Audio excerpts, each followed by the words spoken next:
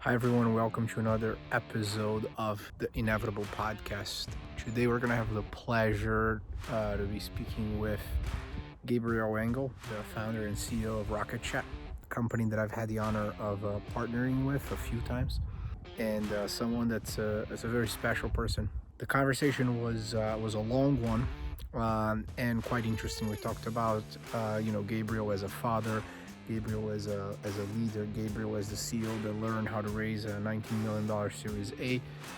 All the aspects of how his father mentored him to become the founder that he is, the importance of open source as a go-to-market strategy, and all the typical struggles that you would expect that an early stage CEO would go through as he builds his own open source messaging empire. I had a wonderful time and hope that you enjoyed the episode as well. Thanks for tuning in on the Inevitable Podcast. Always a pleasure to have you here.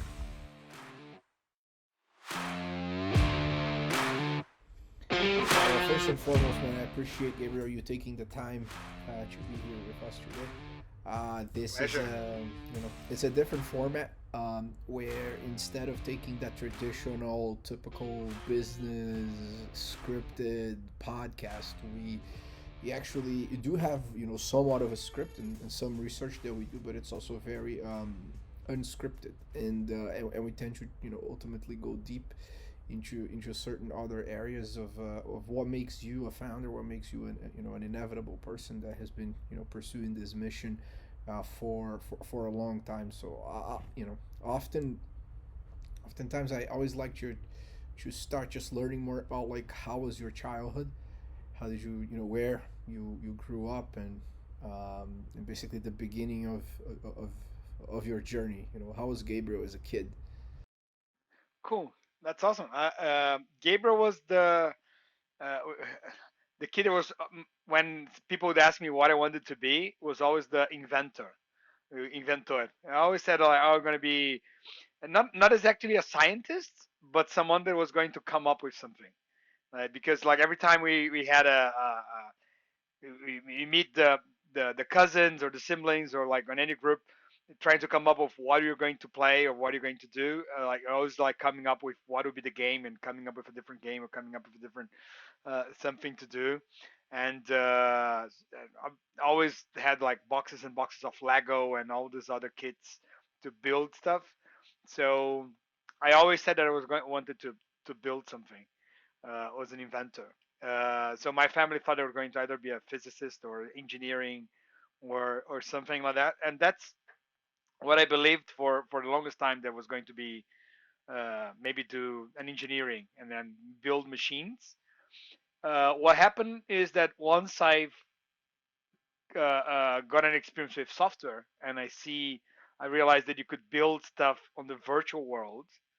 It sounded a lot easier to experiment and try different things, to build something virtual than actually having to build a factory. Probably I still have a lot of fun and like building physical things when I have a chance. Like I build the furniture for my previous apartment, and I build toys for my kids, and I still like using hands to build stuff.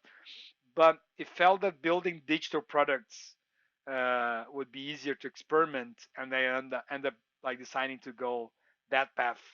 Um, I thought it was maybe a smaller barrier for competition in building software than in building hardware, or right. I think it's more of a playing field. Everybody start if you want to compete in building a software, everybody has to get the same like laptop, and you have access to like cloud resources and stuff, and you can be as creative as anyone else. Maybe if you're building something physical, you don't have the lab, or you don't have this, or you don't have the equipment, or you don't have the material. So that's what I liked about building software. But That's yeah, so great. Well, that was me as a kid. and I think it also runs in the family. Having had the privilege of spending time with your family, and tasting your dad's beer, I can see that he's also, aside from him having an excellent music taste as well.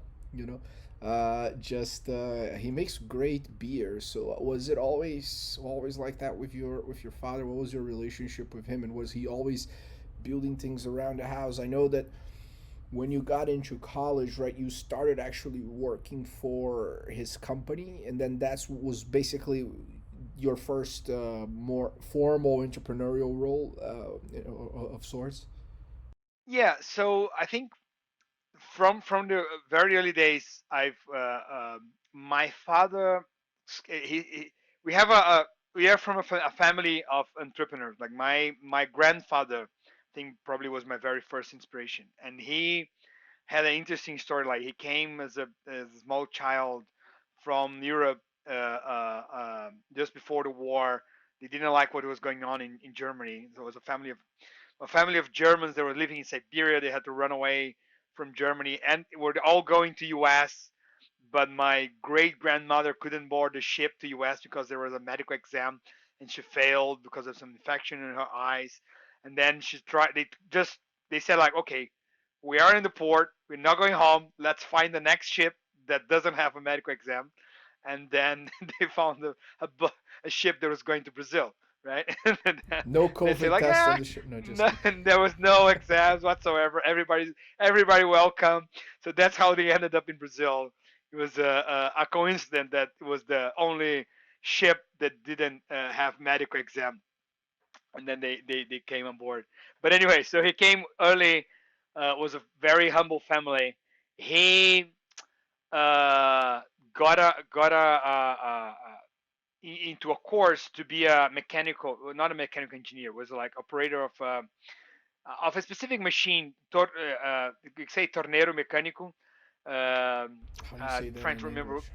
what is the translation for that thing Well, that it spins a piece of a metal. Yeah, metal just to work and on the assembly you line curve of out. like Yeah, factories and so forth. Yes. which for them was like this massive upgrade, right? Was this really wow? He's gonna be the first in the family that actually like has some sort of education and is working on a factory. So he was going to be able to help his whole family. They were all looking forward for it.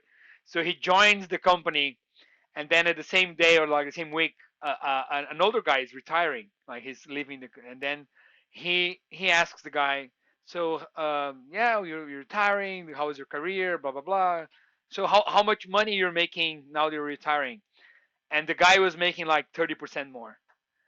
So his realization was like, what? So I'm gonna work all my life to maybe move 30% up in the ladder, like to be able to. That's all I'm gonna. That's the spectrum, the range that I'm gonna have to deal. So he quit on the next day. So like, no, this is I cannot handle it. And my great grandfather was not happy about it. So he actually got a good, um, how do you say, like matunda. uh, Good, like moral spanking, I guess. well, not as moral, more like proper, like physical. Oh, physical. I see. Well, Gotcha. that was the beginning of the. That was last century, man. So So things exact. were Yes. It's a full stack lesson there. full stack lesson there. But then he went. He said that he went to work on a store for car parts. But because he got the promise that he could start with a delivery boy and then working up. So and that's what he did. He started as a delivery boy, did a really good job. Then was like became a salesman and then a manager, and then he was the manager of like the whole sales team. The one guy passed away, left the company, and then he started dealing with the buying, the purchasing department as well. The next thing you know, he became a partner, and like when all those way up like to actually become the bought the store back from the owner because in some point he was about to leave. So like okay, there's nowhere to go unless buying. So I'm leaving the store, and the owner said like, okay, no, like I don't want you to go to a competitor or buy start a competition. Like just buy my store and keep it. I don't want to run it without you. That's great. So It's so pure he immigrant loved to hustle. tell the story when we were kids, right? And I think maybe I don't know how much fantasy it's around what he was trying to achieve and telling us this story. I think it's probably like 80% true, or 90, because he was a very serious like man. I think that's the kind of story that I've listened when I was growing up. It was about how he had a saying that there's a caveat, but it was he would say, if you work too much, you don't have time to make money. In the sense that if you just have a job that doesn't allow you to think, that if you're just like laboring, right, you can work 8 to 8, like 12 hours a day, and maybe if you're just an assembly line, you're gonna be hard working, like you're gonna be working your ass out, but it's gonna be a very small room for you to improve, or thinking about how to really evolve and succeed. So he used to think that any kind of work that you have to do, it needs to be make room for thinking, for you to think about different ways and to evolve. So that's what he meant about, like, you need, if you don't work too much, that you don't have time to make money. That's great. Well, I think that that's also, I mean, it goes through that same. So many people have talked about this, but I think that the most modern version of it is probably like how Naval summarized it. Like you can't get rich by selling your time, right? Yeah. That ultimately we all have to be owners of a business to a degree, either directly or indirectly, and you need to find leverage in your life. Yeah. So oftentimes it's only worth selling your time if you're learning something pretty aggressively, and I think both of us have been in that situation. But then, Yes. you know, you you decided to study business in college, right? Yes, that was the whole thing when I realized that I wanted to invent something. Then software seemed to be the easiest way to invent something. But then the next realization was, anything that you invent that can be remotely successful, you're gonna have a business behind. And I think I realized this when I heard the whole story about General Electrics, right? And I think I was at school when I remember if I read on a magazine about business, or I was looking to maybe National Geographic or something, and it was the first time that I learned that Thomas Edison was the founder of General Electrics. That the whole purpose of General Electrics was to sell the light bulbs and the stuff that he created, and then he was even more than an inventor. He had a whole bunch of scientists working for him. He had like Nikola Tesla helping him out for some time until they split up.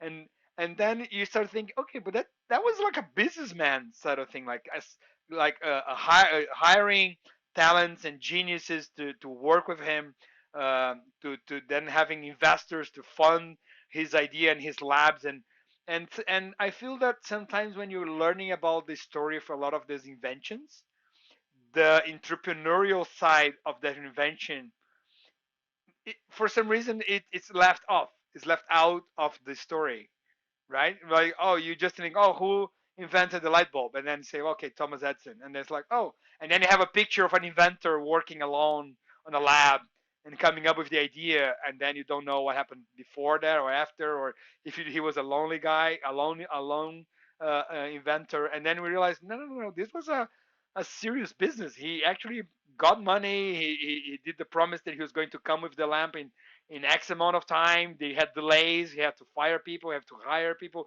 ask for more money. Then there was like creating the company. He didn't manage the company well, so he got fired from the board. Like they removed his name, and then it used to be Thomas Edison General Electric, and became just General Electric because he got to a point where he removed him. And then you when you look on the present and think, okay, that's you can see Steve Jobs and Apple, and then he got like fired from Apple. And like, although he had all the initial idea, there was like a bunch of engineers that were hired and so on. So I think that's what made me realize I need to learn the business side, just as importantly, then I can learn how to code. And learn how to code seems a lot easier to learn in the internet and to read a book then it seems to run to harder to learn how to run a business. So that was my mentality in choosing. Let me do business management at university, because the software part I'll learn it in the internet. Wow, interesting, huh? Very conscious decision. And oftentimes I think that I was reading, I think it was a week ago or something, that the only big tech company that's publicly traded that continues to have a founder that is still the CEO is Facebook. And I think that he has a lot of problems. Like no other founder wants to work with him, right? Like, but with Zuckerberg, it Instagram, WhatsApp. I mean, typically those two acquisitions saved that company, but Yeah. uh, it's surprising that Amazon was also one of the last ones, and now, right, like he isn't there anymore. But in general, I think that all these companies, the CEOs left once they got into what, like, Peter Thiel would consider the uncreative part of it, right?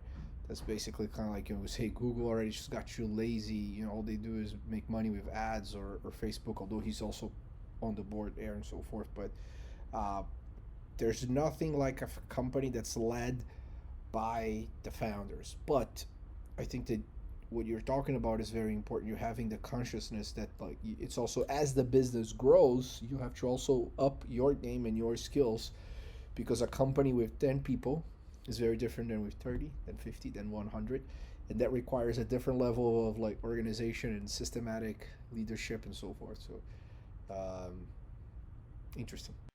And even the university cannot, obviously cannot prepare you for that, as I'm finding out. Like, there is there is I think the college, I mean, I, I think it doesn't prepare you for a lot of real. I mean, it helps you understand a bunch of problems in life as becoming of an adult. But when it comes to doing, I think what we do is a little bit different. So, but you started basically. I I wanted to go way back then. So in '98, you created this company called Agro, which was basically a, ah a portal for, like, the that agro was the company business. that I started to work with my dad. So I've he had a software development the software development company where I grew up, and I made friends with the developers, and I was always like playing with the computers.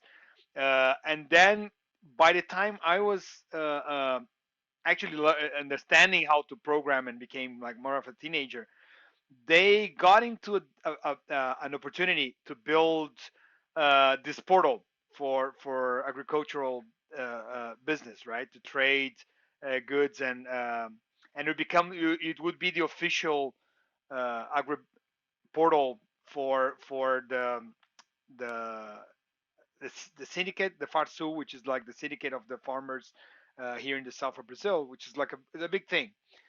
But non all the developers at that company, they were using .NET or even like Fox Pro, I think was the language at the time. It was a language from Microsoft that probably dead right now by now. But that's what they're using, and everything. No internet, nothing related to the internet. So they would have to ask someone to learn how to program a website. And I was the one that raised a hand and say, well, I don't know many of the other languages yet, so I might as well just start with this one. I can build a website if you guys want.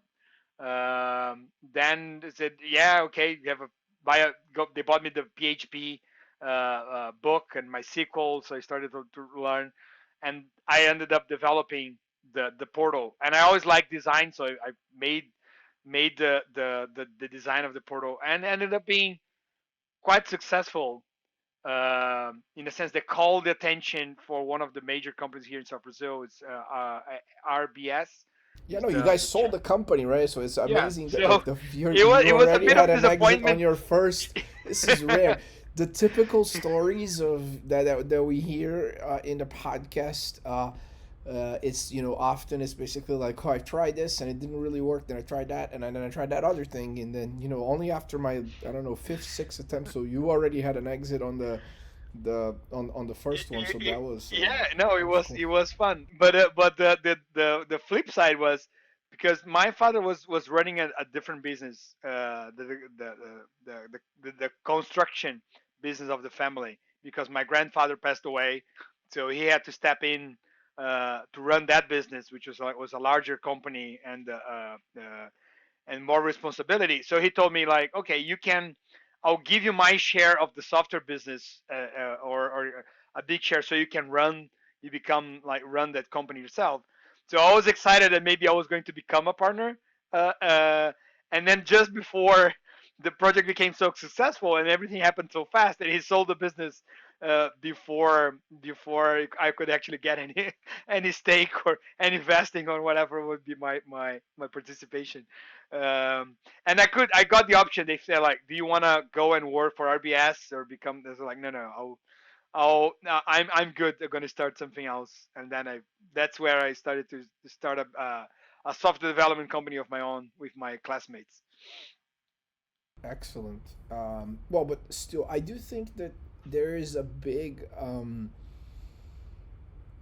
influence in our childhoods when you are the son of or the daughter of entrepreneurs. I grew up that way as well. My parents had a video production company, and even went through like an interesting experience because they got a divorce and opened up competitive businesses. So that was a That's another level of that, yeah that must make things more competitive. Let's say. yeah, that was a doozy. But the I was chatting with uh, actually everyone that we've interviewed here so far for this podcast is the son of entrepreneurs that start from nothing, which is interesting because when you grow up with your parents not necessarily having a traditional career, you kind of think that that's the norm, but it's not. Yeah. And then I don't know how much that impacted you, but for me at least it was crucial because I would see them work nights and weekends, and I always thought that that was the normal way to live your life. It's actually it makes I think your expectations of what is the normal of what you're doing become aligned to what you see your parents doing.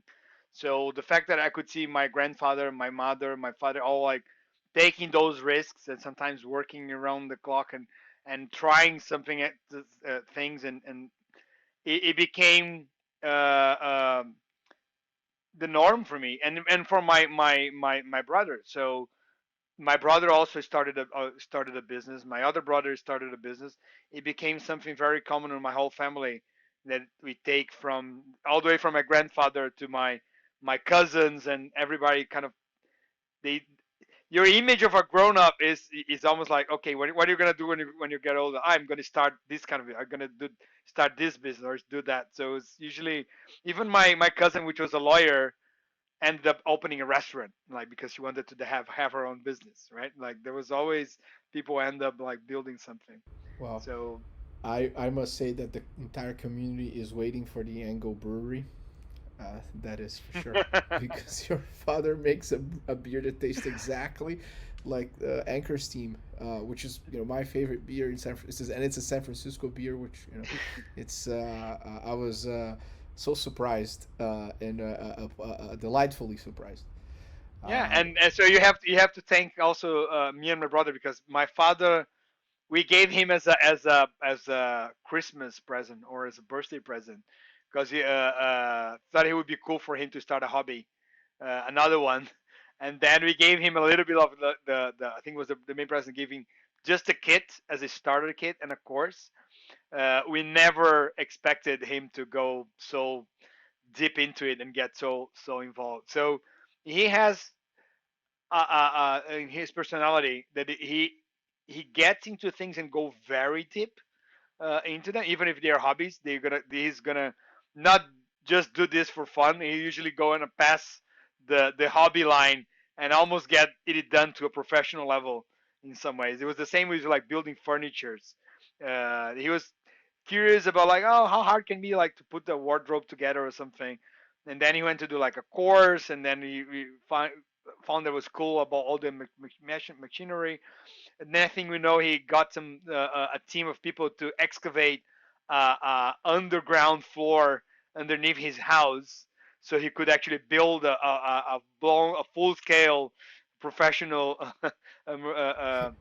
Just a little machine. hobby, you know. Yeah, and then it was like, "What are you doing?" And because the house was already built on top, you could not use like big trucks or something. So guys with shovel excavating like a mine and putting the stack so it could hold the house on the top. It was like just so he could put all the machines that he bought so he could build more furniture. And on the end, it was really good. I built then when I got my apartment. I've used it to, and he taught me how to build a lot of the furniture that I had in my apartment. So the same thing happened when you got him the brewery. He started and like took it to the next level, and then you visited. He built a part of the house where he actually get the whole brewery with like I bought more IoT devices like to build to automate as much as he could and measure because so yeah he doesn't know how to just to play for fun. He needs to take it to always a professional level. I love it. Well, I think that that's also another important characteristic of inevitable founders is that oftentimes folks like you are just very intense about everything. It's just and then it's a very common trait I see between the best CEOs I've partnered with or have interacted with. It's like I don't know. We're traveling together. We want to eat steak. Okay, let's find the best grass-fed A5 Wagyu steak that grew up listening to Vivaldi or then But anyway, hey, you want to play ping pong? It's gonna be the most like and I think that that's it's interesting and there's a portion of it that I do believe comes naturally, but there is also another portion that it's certainly you can't overlook the fact that you grew up with someone that was always operating with that framework for life across everything, which is really good. And so but continuing on you learning how to be a founder, right? Like in all these like different initiatives and having this generating force. So you guys sold it and then you started with other friends from college this company called Intellimen, which was basically like a software house. Is that right? Yes, pretty much. I was interesting or lucky enough that I've met a colleague at the university, and he had a very similar story to mine. Like he also was actually learning how to code because his father had a company that was called NutecNet. It became big in Brazil because then they turned into ZAS, which was the biggest ISP, and then it turned into Terra. So they were the guys who were running Terra in Brazil. Um, and his dad had an even more interesting business model. He would have an office in San Francisco, hire developers in San Francisco, and learn new technology from Silicon Valley, and then would bring that technology to Brazil and sell to banks. So that's why they were one of the first ISPs because they thought it was going on with the internet in US in San Francisco, and so they brought it. They were the It's guys funny bringing it to Brazil. that like, today this wouldn't work because things just move so fast. Yes, but at Uh, that time there was no internet. Obviously, yeah, well, it they was were they they were were doing it. seeing the creation of the internet. So Yeah, there was a lag between Brazil and some in US, which is much broader. But the interesting thing, there was the guy who invented PHP, Hasmus Lirdorf. He was an employee at his company. So my classmate, like my friend Eugenio, used to say like he learned PHP with the inventor of PHP. Um, so he did the same thing. He saw his father, which was had a degree in engineering, became a software builder, hugely successful software company. But his father became much more of a business person. So when he decided what to do for university, he said, "Like, well, my father is an engineer, but very short after the software the company got successful, he had to learn business. So he went to do business school, and that's where we met. Like we both had the same idea that we had fathers running software companies, and they say like let's learn how to run a business rather than learn how to code. And then we started a business together. interesting. Yeah, when you've touched on a point that where we're talking about time arbitrage of information, and how it's interesting that I think we've seen in the last 5 years how much that has gone away. Where someone launches a feature somewhere along the world, and because we are so decentralized but all connected at the same time for the first time ever, that velocity, and I think you start seeing that on like what arrives in your inbox, and then ultimately the right pulse, I would say, for what's truly happening in innovation would be maybe the Y Combinator's demo day. And now you go there, you see companies from all over the world solving the same problem. And if it's a tech enabled thing with an offline component, you have the version of that for Africa, the version of that for Latin America and North America. And it wasn't the case that way even 2 years ago. But that level of arbitrage is a I love good arbitrages as a as a good investor. I'd say is very very powerful, because there were times where you could have it could be years ahead of people. Yeah. So that's interesting. And you were there for a few years, then you graduated, and there was a time you moved to London, right? Like, how was that transition? Why London? What happened there? So as we grew the software company, and and Brazil kept going through like this crisis and economics like ups and downs, it became very clear to me that to have something that would be scale and successful and have any level of stability, it needed to cross the border of Brazil and be something international.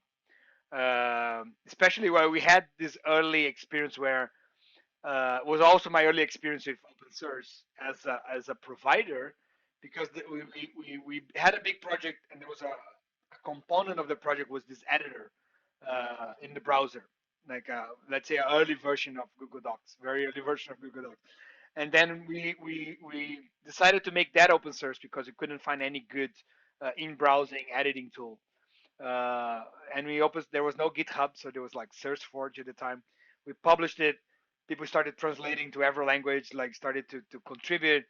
And more interesting, some companies from Silicon Valley started to contact us trying to hire our software development company in Brazil, because they've seen what we've built, the quality of the JavaScript code, and what we published on SourceForge.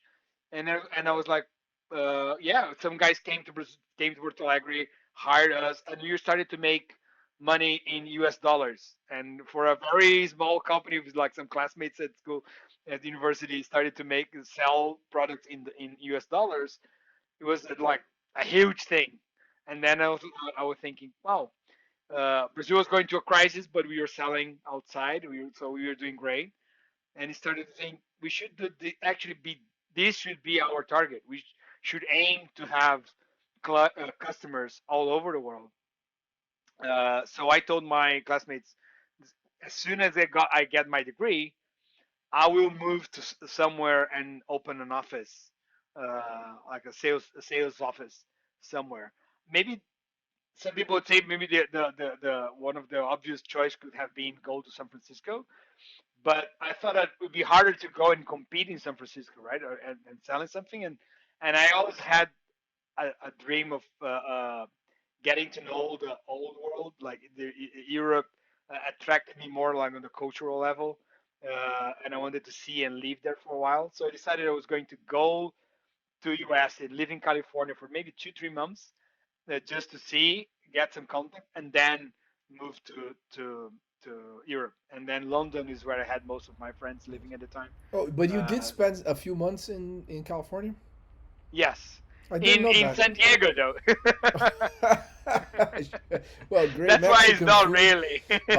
Biotech companies. There's Qualcomm, but yeah, no, no, no, it's not the same. Uh, It was more actually. It was because I just had my degree.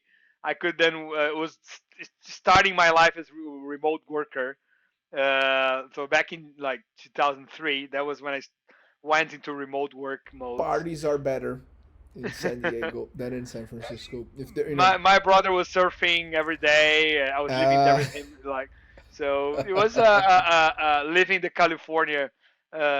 style. At least um, the dream. Like, what is the not the real one, because people work a lot, but the vision that would uh, the I'm gonna say the idealized California Well, there California are lifestyle. 39 million people in California, so I would say that there are so many Californias inside California. Oh yeah. But right, so but then and the San Diego one is very different than the one in Napa. That's different than the one in LA. That's different than the one in San Diego or Sacramento or San Francisco. So, but definitely San Diego is not Silicon Valley. Having been there a few times, it's nice. Don't get me wrong. It's close to Mexico. You can I do a did day. go party in Tijuana once. Exactly. So you can cross the border easily. But yeah, but it's not the same. But then I find it interesting though that maybe every founder you have always that moment where it's the first time, it could be small or big, that you make money with your work. You get rewarded, sometimes more than what you were expecting, but it just kind of comes in this like level of abundance. So was that the first time that you were hit with the power of open source software, and how much the world was it felt like a big place but also small, meaning, hey, if I actually do a good piece of code or a good piece of like a product, like it can be useful for millions of people around the world? And how did that feel, and what, how is it that actually changed your life, Yeah, I think that was probably like the time when I put me on this path of thinking globally. It was a very like I think a key moment, this coming to that realization that not just as a software could scale beyond your country's like borders, but also that you could sell and make real money selling abroad and selling to different markets, and you could even compete on markets that maybe you thought were uh, too hard to enter or unattainable.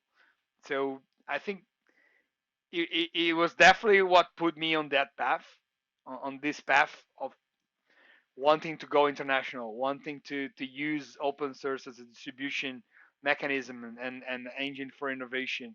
So I think it's interesting when you look back and those little moments. I don't even know why. What was I thinking specifically at the time when I decided to publish as an open source?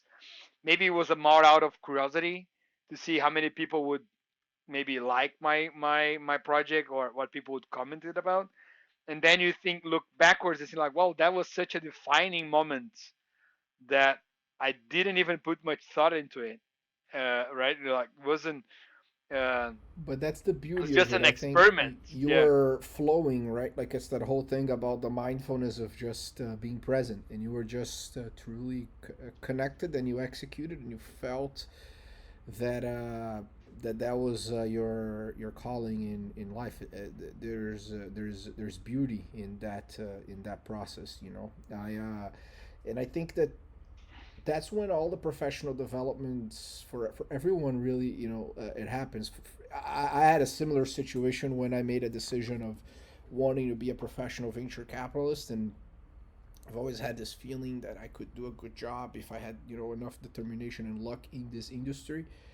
But when I got my first job as an associate at Funders Club, it was the same thing, and I was working very hard, being always one of the first people to arrive, one of the last few to leave, and I would go on weekends by myself to just do some research. And over time, as I was working with founders, I realized, I was like, oh, now most people in this industry, they don't work hard, they don't show up on time, they don't follow their promises. This is why you only have a small number of firms that are always at the top. um, and But it was a natural process. I wasn't really thinking about it until you kind of feel it, and you're like, oh, there's an opportunity here. I think I should really explore it. So it's funny how these moments, Yeah, they really I define think who you are. the Yeah. I think the role that we have in those moments is it's realizing, because a lot of people maybe they're just gonna pass through and not be open to understand what is actually going on getting to those realizations, right? So it's I think they made I remember like reading about a study where they measured people that thought they were lucky, they considered themselves lucky, and people who consider themselves unlucky. And then they measured the number of events, like all the events that happened, they were like maybe positive or negative. And the main difference was not the number of events. Obviously, luck or luck doesn't really exist. It's much more of how you react to the things that happen to you, and then if you sometimes you can turn them or focus on not just focus on the good thing and forget the bad ones, but if you're really open to the opportunity, for instance, you actually take that, you focus on it, and then it turns into something else, and it goes to the next step, and then you use that as a stepping stone to build something more. And that, where some people might just look and pass through the same opportunity, and just because they were not looking or thinking that they were good enough for that, or they didn't took the risk, they would just pass and totally forget about. So I think the luck is much more about how you react to things that happen to you than any other external things. Obviously, there are like bad things happen to people, and there's stuff that I understand that my degree of luck would be I come from a family that gave me good education that allow me to start a business without worrying that I wouldn't have what to eat if things like went south. That I could go. That good education put me in a good university, and then I went to work in my father's company, and that company allowed me to be creative and start a website. Right? Maybe if I went to another business, they would maybe do something else, and so there is that degree of luck on all those opportunities came externally, right? I didn't some of them I didn't choose the family that I was born or the school or going to work with my dad, but I think then takes a lot of responsibility to then take those factors and those opportunities that the life can give you and take them to the next level, because a lot of people waste even the amount of luck that they receive. They can go to waste, and I think there's almost a responsibility if you are lucky to have some of those opportunities. It's not like you better do something do something with them, because a lot of people don't have them, and they're gonna have a much harder time starting their own business. So I, in some ways, always put a lot of pressure on me, because I felt like, okay, if I already had such a head start in a few things in life, uh, my expectations about where I would go and what I would achieve were always like very high. Was always so, and that can even be have a negative effect in some people, and it have to be very mindful, because you might put then sometimes your targets far too high, uh, right? And then you become like a slave of your own targets, of your own goals, and then sometimes they can be unachievable, and then you can feel a failure, even though you might have succeeded and built something, and still feel that you're not good enough, that you should have done more. So I think it's I think that I've learned to be mindful of appreciate all that I receive, being grateful for the people who gave me this head start and gave me the security and opportunities. Understand and almost felt a responsibility to make the most of them. Then putting high expectations about what I could achieve, but always trying to be high but realistic of what I could do, and and hopefully I think I've managed to get to a good balance between having high but realistic expectation, and I feel like I'm being able to meet them. So far so good.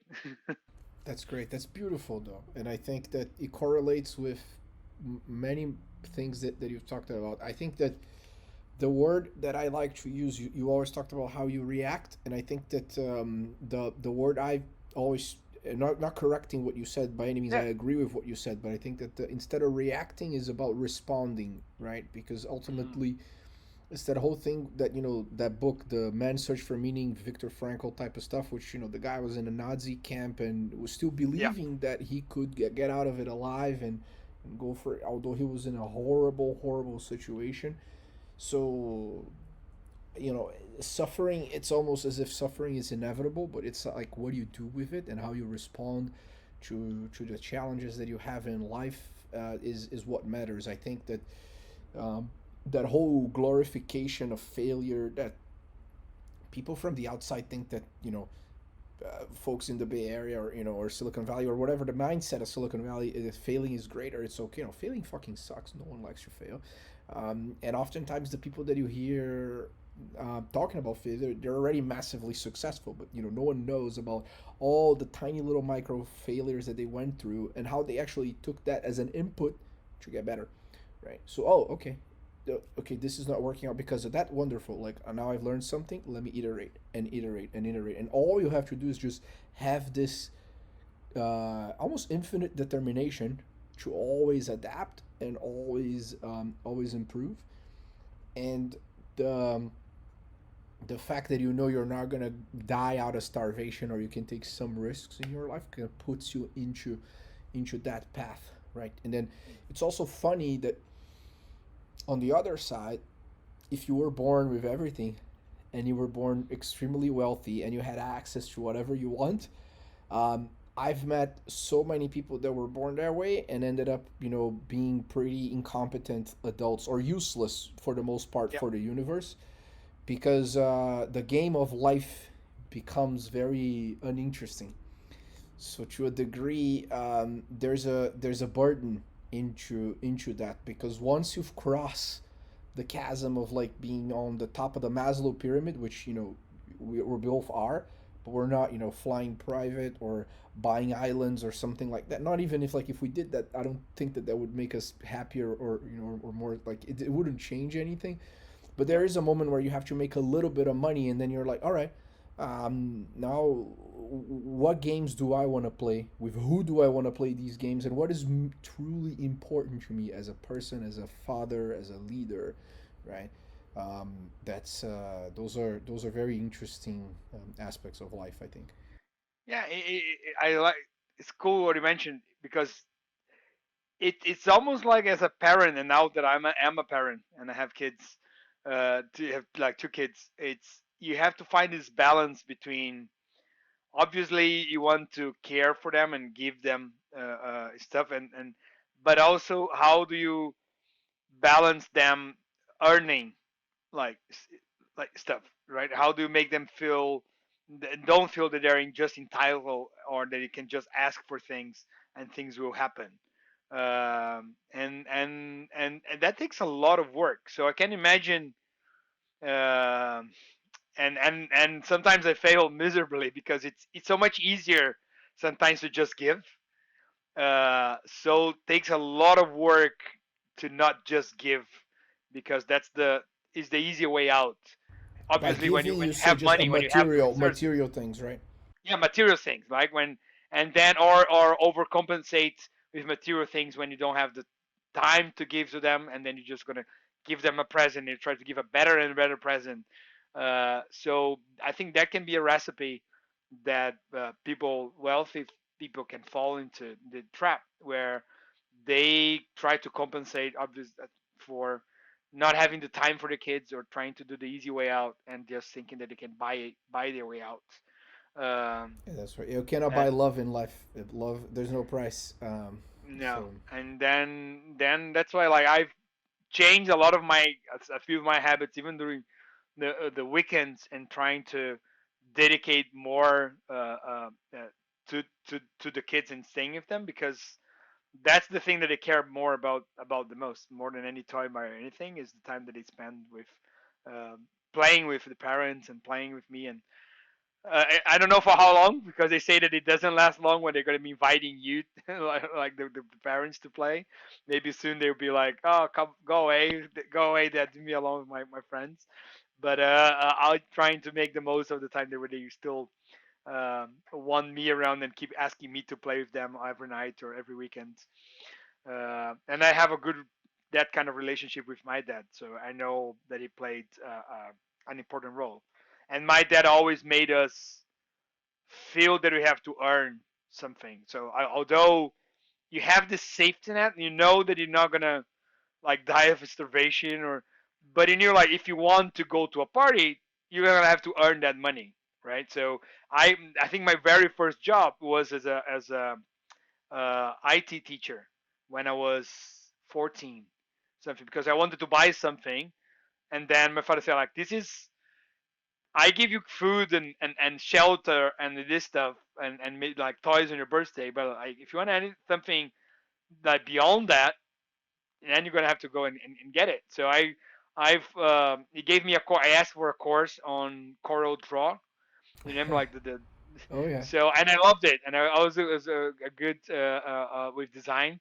So I started to give away classes of Corel Draw for um, early digital agencies. They wanted to learn how to like get people drawing stuff, and that's how I started to make some money to buy things that I wanted or to go out and like so on. So I think that's the balance, right? So then you I think it's good to feel make your kids or first to feel safe, because then you can be more creative. You can be take risk and want to learn and have the time to evolve, but not think that you get everything then just given to you, because then you so that's the balance. I think you have to be something in the middle. Yes, that's right. I think that there are moments. I am not a father yet. I will be one. One day. And I think I'm that sure. haven't had the privilege of having such a beautiful relationship that you've had with your father. To a degree, I kicked my father out of my house when I was 17, and found out that he was cheating on my mother with a bunch of different people. And today I have a peaceful relationship with him, but he's not really a big part of my life. And I talk about this openly just because I find that so many people might have gone through similar situations, or even more painful situations. My mom remarried with a wonderful man that I called him my father today, and and so forth. But it's if there's one thing that this entire situation inspired me, it was that like I really need to be a phenomenal mentor and role model for my children when I have kids, and precisely say, look, when we're about to die, who gives a shit about how many unicorns, or like what, how big of an IPO or whatever, right? Like you're only gonna care if you loved someone, and if you were loved back. And it's such Yep. simple things, and you can't put a price on that. And I think that it's it's great. It's great. Basically just that you do have that mindset as well. I think that's important.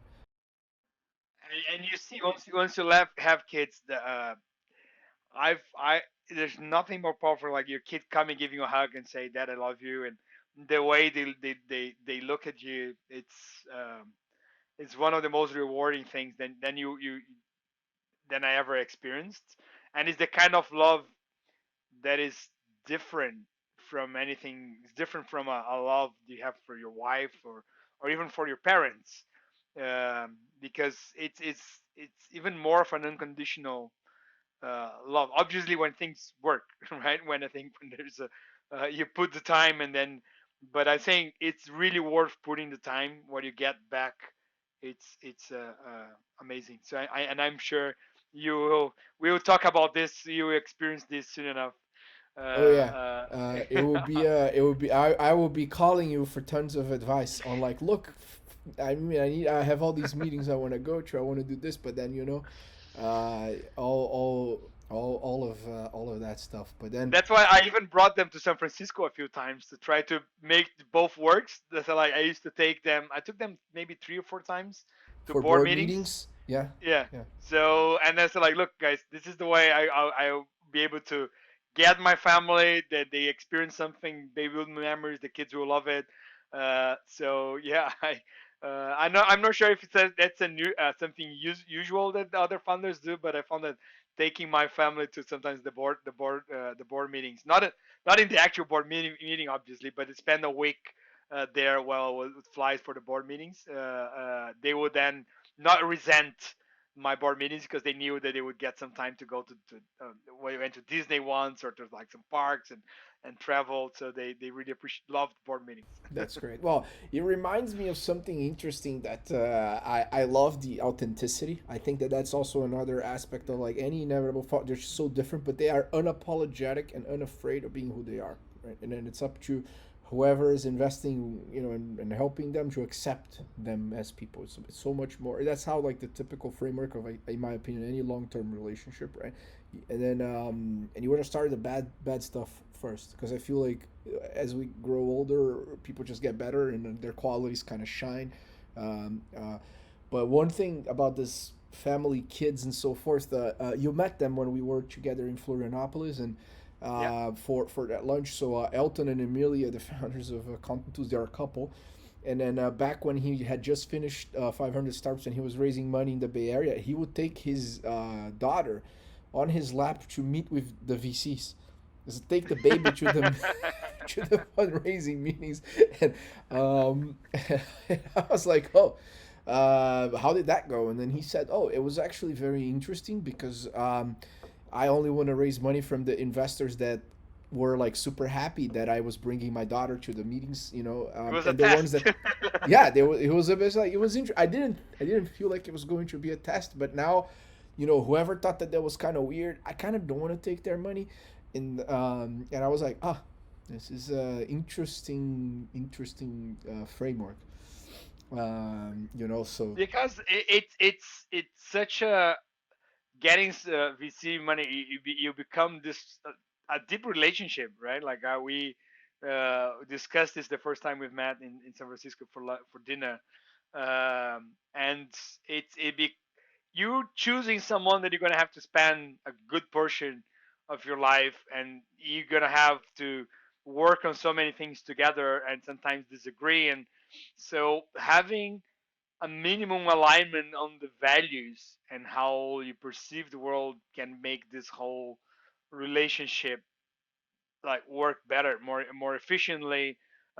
You might disagree maybe sometimes on the uh, on, uh, on maybe on a strategy or on a candidate, but if you disagree on values, on what you're both trying to get out of life and what is important, that is much harder to find common ground and work together. So that's why getting to know the VCs, and I think vice versa from VCs, getting to know the founders can be such a key component on making a relationship work.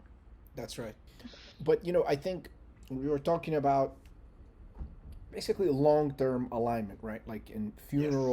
funeral alignment, how I like to call it. The whole story behind this funeral thing, actually, I was having a meeting at Sequoia with a friend of mine, Jess Lee, and she had just started there as a partner, and I was telling her about the whole thing. I was like, hey, thinking about leaving Funders Club, and I'm gonna start this thing called One VC.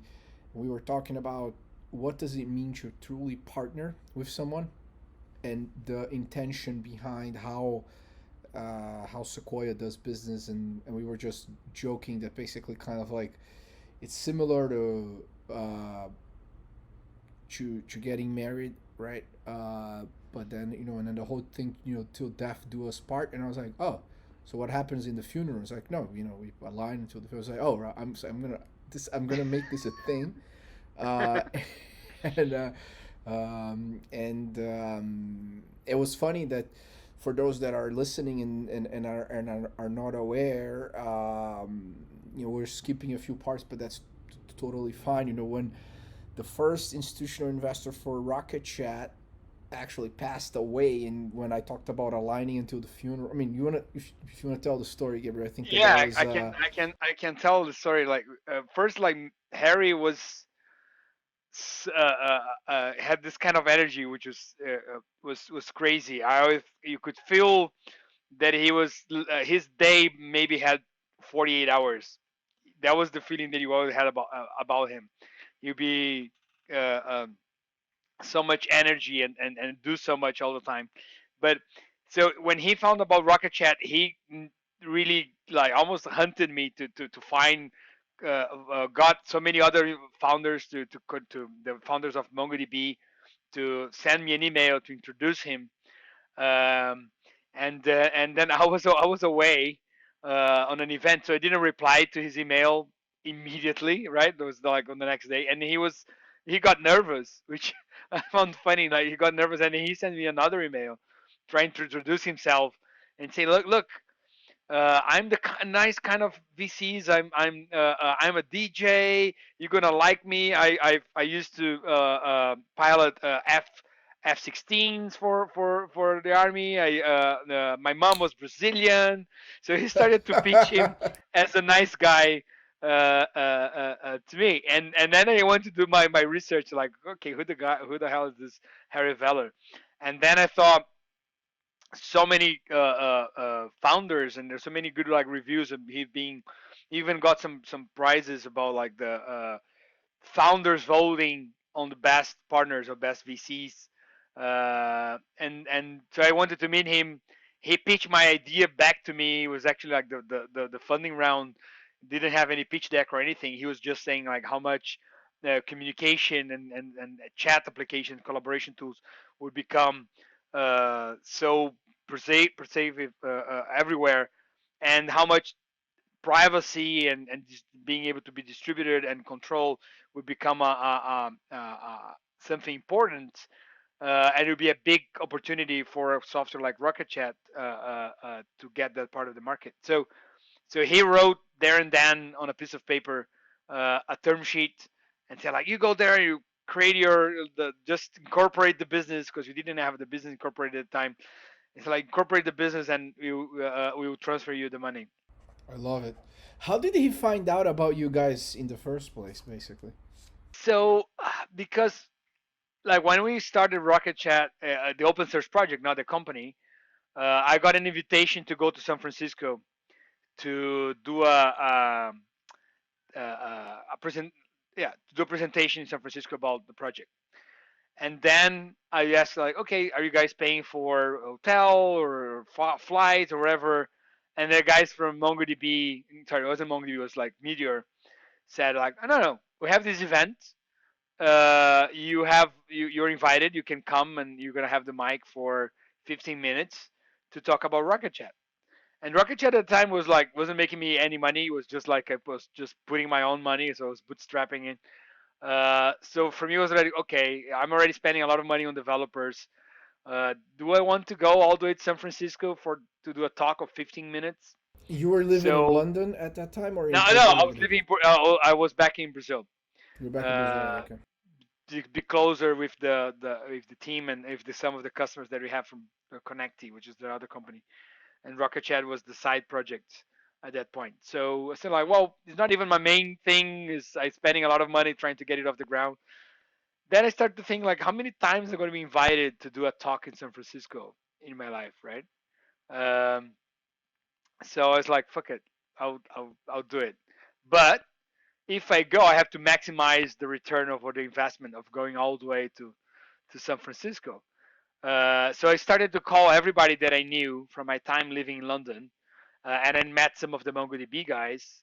I sent an email to like all open source companies and other business that I could find, like enrolled in a lot of meetups that I could, and told my wife that I was going to stay there for a week, and she was not impressed because she's like, okay, but you told me you invited to do a talk for like 15 minutes. Why are you staying there for for almost 10 days? And I was like, well, if I'm going all the way there, I'm gonna try to talk to as many people as I can. And that's on the end. I've met with the MongoDB guys. They wrote about Rocket.Chat in their press release that was coming for the next version of MongoDB. Uh, and the press release was discussed on the board meeting, and then NEA was one of the investors. So Harry read it and then now got really excited about what we were doing and decided to track us. So that I heard later from Andrew, his assistant, his associate, I love it. Yeah, that I think it's they funny were because tracking us. that's how oftentimes some of the best investments they come along. Um, you got to be in front of something that you a problem that you've been thinking about for a long time, and in general, in my opinion, true innovation. I read this from a blog post from Fred Wilson, and I agree. It happens around the edges. So these are typical problems that you've been thinking about for a while. You've been feeling it, and then you have right. You're not being in that situation where like if you work too much, you can't make money, like you said. Yeah. When you see it, then you're like, oh, I need to stop everything I'm doing and really go deep into that solution. Otherwise, I believe you get into this flow, which for the most part, most investors actually invest that way. They kind of like see what's out there, what's hot, what's coming, and uh, usually these are the ones that are not going to get paid really well in the future because our job is to we get compensated by having an opinion about the future before the future is even a reality. And it seems like the Harry was excellent at taking the right risk and by seeing the future in the present. Yeah, he, But he was on the Midas list from Forbes like 10 years in a row.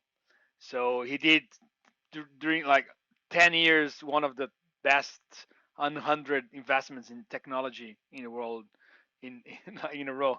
And then that's after becoming that was impressive. Like he was a fighter jet pilot, which on its own can be a whole career, right? Like to be how many years you have to be in the army and study and then you become a F-16 pilot. yeah, Then it's he quite a quit. complex job as well. Like every time you go up, it's pretty risky. Um, you know. And then he left to do business school, started a business where like went to work with Oracle, spin off, and then got like success enough to build a career, go to the VC world, and then by the time he was 46, he already had been on the Forbes list like 10 times. So it was a very intensive life. But the interesting part was that when he got involved and he monitored us for 9 months or almost a year. When he decided to was make an investment, he already had decided by the time he called me. So he said like, look, I already called people who have worked with you. I felt a little bit invaded in some ways. Like, why? Who? Like, I wanted to ask him, but I thought it was be unpolite and he would not. But I called a few people who worked with you in the past. They say that it's going to be a pleasure to work with you. I've been following you and the progress of your company, your project and all that stuff. So I decided that we're investing on NEA is investing on you. We just need to figure out the details. Where are you? And I was like, okay, I can meet you in New York next Monday. And then it's like, okay, I'm gonna fly. I'll fly to New York, and then we're gonna have lunch. And then throughout the lunch, he pretty much convinced me to not take a deal that was on the table from ADP to buy the company. And there was also a deal from like an option from GitLab. And then he convinced me that he was going to be the most interesting path. And that's something I've learned. You ask sometimes like people who also made a mark on on on my framework of thinking, and Sitsi from GitLab made an impact on me because we were discussing selling the company or merging the company with GitLab uh, on the early days, and then Sitsi said that his framework for making a decision was always maximizing for interestingness because the money side sometimes is harder to grasp. He thought, and I understand what he meant by that. It's like sometimes a decision that you take now, if the decision is driven by money, you could actually have get on the long run. Maybe it's not the best decision money wise because, for instance, if I have sold the company for ADP for money on that short term, or you never know what's going to happen next or the opportunities that are going to open up when you're excited about what you do in life.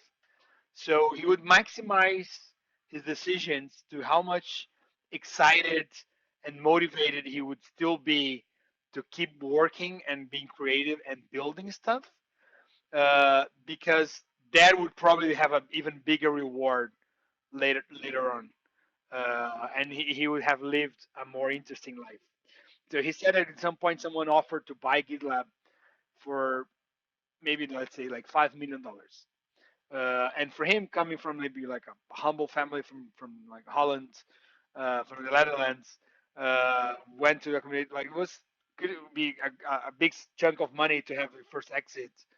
But then he thought, okay, $5 million would be just enough to start a new business, try to build a team, build the product market fit, and end up where I'm just am today. Because I'm not going to retire with that $1 million. So, is my life going to be any more interesting having to start over, or just continue from where I am and trying to see the product through?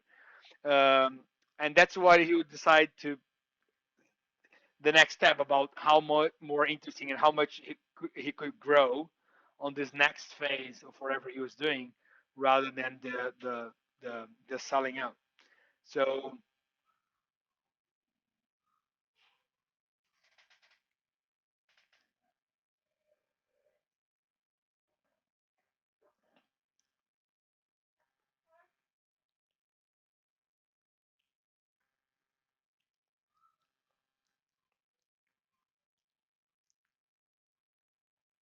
yeah.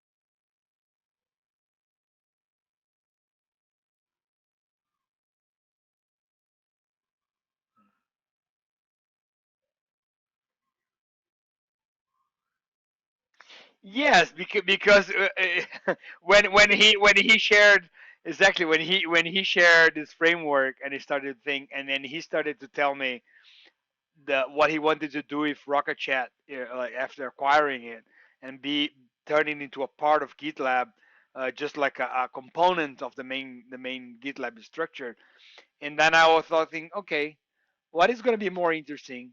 Just selling my company to GitLab and then becoming a product manager and trying to see how my product would fit with this other product, or trying to turn my idea into a proper business, creating a culture, hiring people, finding investors, and like how many more things I will live through, and how much more interesting it will be if I take the road which is more risky, but it's going to be like building the Rocket Chat into its own company.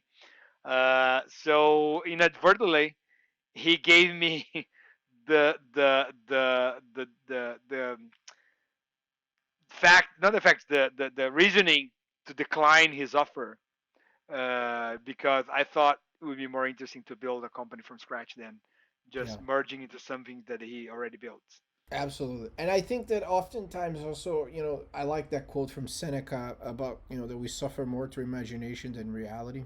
And in the end, Most when we definitely. just, right, when we look into things in terms of like, okay, what are the actual sacrifices I'd have to make in order to not, right, take it's, like that would be like the chocolate cake decision. You're on a diet, there's the dessert there, and you're kind of like, it's easier. I'll make more money now. And having made those decisions in my career where I opened up, what things in terms of like values and principles for a more comfortable present, they always come back to bite you. And so that fortitude, but you have to learn as well. I think that It's that whole Mike Tyson thing. Everyone has a plan until you get punched in the face, and you have to get punched a few times so you learn how to spare properly in life. But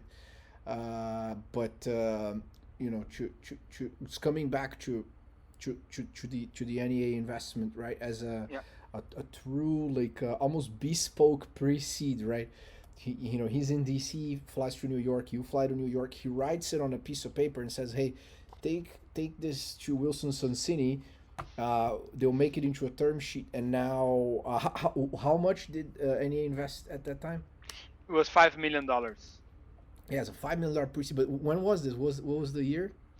Yeah, with the because we had to create a company, he was getting nervous because I told him like, okay, we're gonna have to incorporate first.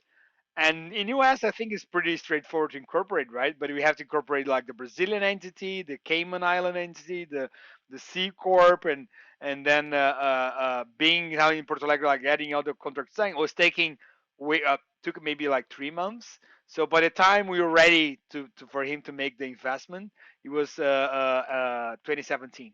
It was the like December 2016 when all got ready. So I finally felt that the company started to use the money. It was January 2017. Amazing. Still a pretty large amount for a pre-seed even to this day to form a single investor, right? So An interesting story about Harry and his passing away. What I've learned was when they called me to tell, okay, Harry passed away. We're gonna have a memorial, like, and then other founders will come. Um, and do you wanna come? And in some ways, I my feeling, and I had to choose between going to my best friend's wedding, one of my best friend's wedding. The guy I lived in London with, for like go partying together and like do all the crazy shit together, going to Ibiza together, and it was his wedding, and he was getting married to the like another big friend of mine, and then and it was going to Harry's memorial, so it was not just a fun trip. Like I was actually making a choice between two important things. And I called my friend and said, "Look, I'm sorry, but I feel compelled to go." And there was a bunch of reasons. I was trying to identify what caused me to go there. So there was one that I felt owing Harry to go there because he always told me that I have to teach his mom to speak Portuguese again because she was born in Brazil and she lived in Rio until she was 16. And so he always told his mom that he invested in a Brazilian company, and then she would meet a Brazilian and have a conversation and be able to use her Portuguese or refresh her Portuguese. And then I was thinking, okay, I told him so many times that I was going to do that. That's maybe the last opportunity to meet his mom and like to go and meet his family, right?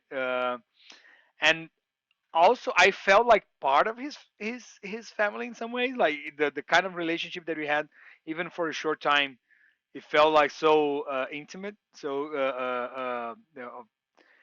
the kind of like conversations about like dreams and so he felt that he became in a very short period a friend, also in some ways I wanted to see who were the other people he invested on, like what was this atmosphere and what he was his legacy.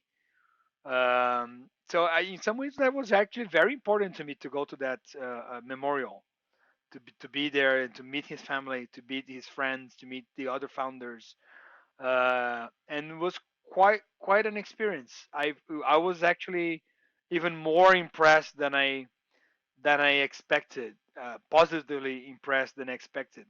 The other founders that I've met, they were crying like babies, which I'm not sure would happen for every investor, every founder relationship, right? that they would cry, like they would be so impacting. Even people who already had their exits, they have their IPO, everything, and then they would describe Harry as being sometimes like a key factor in their success. That's And great. the I think person that who, that's the aside from, of course, having the financial returns through your investors, that's a good goal for a VC. It's basically like when you die, hopefully all the founders that you've invested show up at your funeral and they sob like little children. Uh, and they were saying like he was the guy who gave me strength when he thought it was like I was about to quit, and then the guy was saying like, and then Harry came in and helped me like, come on, we trusted you, let's find a way out. And then sometimes even putting more money on a company that was not doing great because he believed on the founder and believed that they would turn around and do something. So that's also what made me understand that for Harry, the reason why he was on the Midas list 10 10 years in a row was not because he made the initial right choice. He did a right choice about choosing those founders, right, and aligning on values with those founders. But he didn't stop there. He put the effort on making sure that those founders would get the support and they would be feel confident that they could pursue and having the backing of the investor during the hard time. So and from the stories that I've heard, a lot of his investments could have gone south if he didn't participate and get the founders the space and support for him to make the right decision and to persevere. So the work didn't stop on just the writing the check. Definitely, Absolutely, it's yes. beyond. And I think you need to understand also, when to, like, as an investor, I always want to be the first phone call in moments of glory and in moments of, doom. That's what you want to build enough trust to know that, like, you are the first phone call for maximum celebration, and hey, like, we have this massive problem right now, like, what can we do to help? Um and it's important to also know, uh I remember when, also talk about a framework from Sequoia, where I was talking to Sebastian Mejia, the founder of Rappi, and he said that's like, hey, one thing that they do usually with their founders is that, like, they'll bring you up when you're feeling down, and they also put you down when you're feeling like you're like the most amazing thing there. And that emotional fluctuation is the norm in decacorn building, I guess. And then, I thought that was so important, right? Even just this week, I'm helping one of it's a company I was been an angel investor, and I've asked the founder. It's raising a pre-seed right now, and it's going. It is making progress, but not at supernova type of progress. And I've asked him also. I was like, "Can you make payroll next month?" and and then he said, I can't. And we're like, no problem, right? Like, let's continue to introduce you to more investors. And I just want you to understand that I made this investment in you because I think that you have all the skill sets to be extremely successful. So just breathe, and we're here to support you and help you. And having that emotional fortitude is by far, I think, the most it's one of the most important things. And you don't want to Yeah. be around, some investors are also like stupid, like, cheerleaders. Hey, everything's great, I don't think that's the right way to operate. I think No, you it need to. doesn't. It doesn't help you grow, right? Like it Yeah. doesn't. It's the same as parents that give you a participation prize for everything. That doesn't help you get anywhere. But Yes, that's why we have such a soft generation, I guess, coming up. But not with every kid, not with every parent. But that's a whole nother story. So then, when you decided, we skip like a portion of your life, basically almost yeah, like the decade long, like, that you stayed in London. in London, Um, it was yeah. it was an interesting moment what I decided to experience in London. First, getting there and opening the branch, I decided I needed to learn how a company like mine operates on like this market. So actually went there and got a job on a company that was exactly like mine, so I could see the inner workings. And I worked there for a year. I made friends with the founder, became really close friends. I explained to him that I had a similar company in Brazil that could outsource a lot of his business, development business, back to Brazil. He would make money, I would make money. It was cool. I still a close friend. We Then I went to start to find other Brazilian companies that could expand in US. I ended up selling my part of the business in Brazil, sorry, and find other companies that could expand in Europe, bring them to the market. And then after that, there was the opportunity to work for Vodafone. And then I thought, okay, I never had an experience on work on a massive company, with hundreds of thousands of employees, and understand how why they say that big companies get slow, and why there's such an opportunity to yeah. Well, it's in a way. Well, it was fun time working for Vodafone, but in some ways, it was this curiosity. How does it feel to feel that you have these unlimited resources to do stuff, but also that you have to ask permission to do anything? So, although you have massive budgets, you feel that you have to do like baby steps, and then everything gets charged so much more. Like I want to hire a designer to do like a quick prototype of a telephone system, and then but you have to choose from the list of approved vendors on our. And then okay, who is the approved vendors? Oh, you have one that is like Sapien Nitro, and they charge you like $1,000 an hour to do the design. And it was like $1,000 is what I would get designers back home to do the whole project for a month, and those guys are charging like $1,000 an hour. So what is the budget like? Like $300,000 just to do the mock-ups. It was like fuck. This is what I thought the whole. So there was this learning where you understand why big corporations become slow and everything like started to be so expensive. And so it was also a very good learning moment. I stayed at Vodafone for almost 2 years. One, because the payment was really good, and then I made a lot of money while working for Vodafone, uh, getting like thousands of dollars. I was a consultant, so I wasn't like a full time.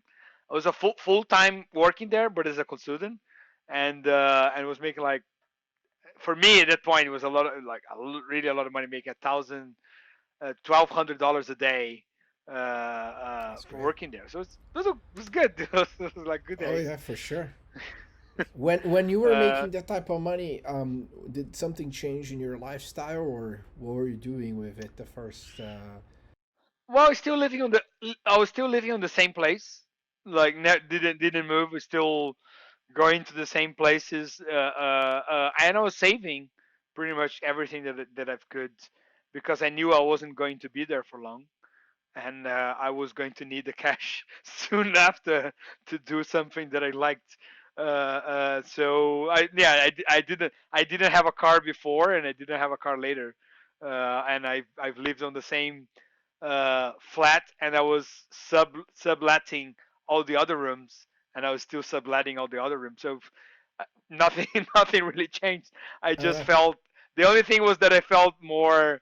Um much more I didn't worry about the future that much, because I've been into some times in London that I felt like I had to choose and budget my lunchtime to know that I'll have enough money throughout the month to buy lunch without maybe having to call home and ask daddy I like know for money. Like exactly. I have been there many times. I know exactly what you're talking about. so, Yeah, it's but these I think are all good things that make you always a better person and founder. Uh, so you ran you started a company called Konecty, right? Which was then Rocket.Chat was actually a side project from it. There's so many interesting companies that kind of like rise from a side project or something else. So what was Konecty, um, and how did the first time that you're starting to actually solve this problem of connectivity and chat for other yeah, companies? so connecting was the the more I started to work at Vodafone, get frustrated with the pace of everything. I literally, I think I counted sometimes. I spending like 80% of my time doing PowerPoint presentations to boards and to gates so I could approve my next move. And then I was like, how can I do anything that is 80% of my time is just convincing other people that I'm doing the right thing? So I But decided Konecty was to your own company, right? yeah. That so I explained why I decided to leave Vodafone and started Konecty. But I was exposed Oh, to a lot okay. of Sorry. Yeah, you were technology. wasting all this time within Yeah, Vodafone, and then okay, in gotcha. Vodafone, and then I started to see. Look, I wanted to build something that I can spend my time actually on the product and not on just convincing people that was needed. And Vodafone, I was lucky enough. There was also exposed to a lot of new technology. Like we had hackathons for Node.js developers, and then I first understood this new programming language like MongoDB, and uh, so many things started to happen that I said, okay, there is an opportunity here to use these new technologies, use my what I've seen the like on the open source world with like Sugar CRM and other CRMs, maybe to build a business framework to develop applications using all those modern tools. And then I became friends with the MongoDB guys because it was funny. I looked into any meetups for MongoDB, and then I found that MongoDB itself was they were hosting a meetup on every first Tuesday of the month, and they would send all their engineers there, and they would actually pick up the tab in the bar. It was a coffee shop for whoever would go there and talk to the engineers and spend some time with there. But I was the only guy there. There was no one else. Only me and the engineers at first.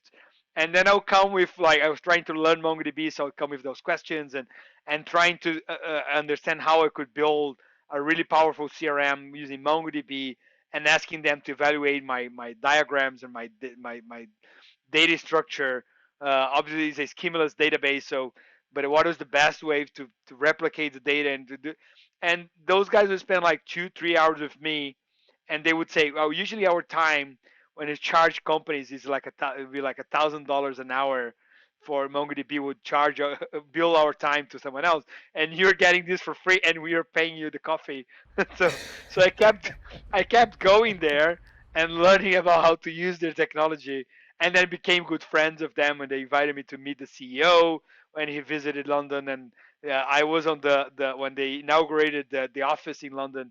I was also there, and that's why I developed like, this good relationship with MongoDB guys. Um, Oh, that's the other but then important I aspect yeah of any inevitable. I should say having this relentless curiosity, right? You just always want to learn and learn and learn. It's important. It's very important. and that takes you places, right? If you're eager, if you're humble and eager to learn, and even the relationships you develop, because some people don't say, I don't like networking events. They feel, but if you are a really curious person, you find sometimes and you really want to know about people. That's if that's a true curiosity that you have. It can be fascinating to learn more, and then you feel this, oh, there's a chance that I have to go and understand. I learn about their story, how they end up. I talk with the engineers. I learn about their lives, how they ended up with MongoDB. They went to San Francisco. The guy was British. MongoDB sent them back. So I really enjoyed my time, and I wasn't making small talk. I was truly and honestly wanting to get to know those guys, wanting to know their backstories, their technology, and understanding. So I don't know. I'm one of the person that when it gets this uh, networking event, sometimes I end up making a few friends, and because I'm really a curious person and love hearing stories. That's great. So it comes a bit natural, Yeah, I think but it's genuine curiosity. I guess that's what you genuine want. curiosity, that's the cue, and genuine interest in other people, because if you people who are not interested in other people, then I can imagine going to a networking event and getting to know people. You feel like, okay, how can I pretend that I care about this answer, and but yeah, no, I generally care and generally get excited, and I feel that everybody has some cool stories to tell. If they feel that you're a good listener, they will open up and tell you some cool things, and if they feel that you care, you want to listen, and you give them the space and safe space to talk about. But anyway, so I decided I was going to get all this technology that I was exposed and turn into a product, into a CRM or something like that. So that's why I started looking at the developers all around the world, or mainly in Brazil, that I could hire. I decided, okay, I want to use those technologies. Who are the guys in Brazil uh, that are managing the forums? They're most active in the talking about this and writing articles, and that's how I ended up like hiring Rodrigo, our CTO, because there was a framework for writing UI that Rodrigo was the creator and hosting this forum for it. So he was the guy active. So it's like, this guy loves technology. He's the guy answering people about how to do this, how to develop, teaching, and he's really really good about building it. So I contacted him and said, like, do you want to work remotely for I want to start a business building a tool on top of those technology, and so I got him to quit his job and start working remotely for me, which was also like something new for him. And I started to do all this hiring remote people, just finding whoever was the best person on each technology that I wanted to use. Um, and then we started, like, that was how connected it started. And those guys like Rodrigo are with me all the way up to this day, because we align in so many level, and he was also a person that never stopped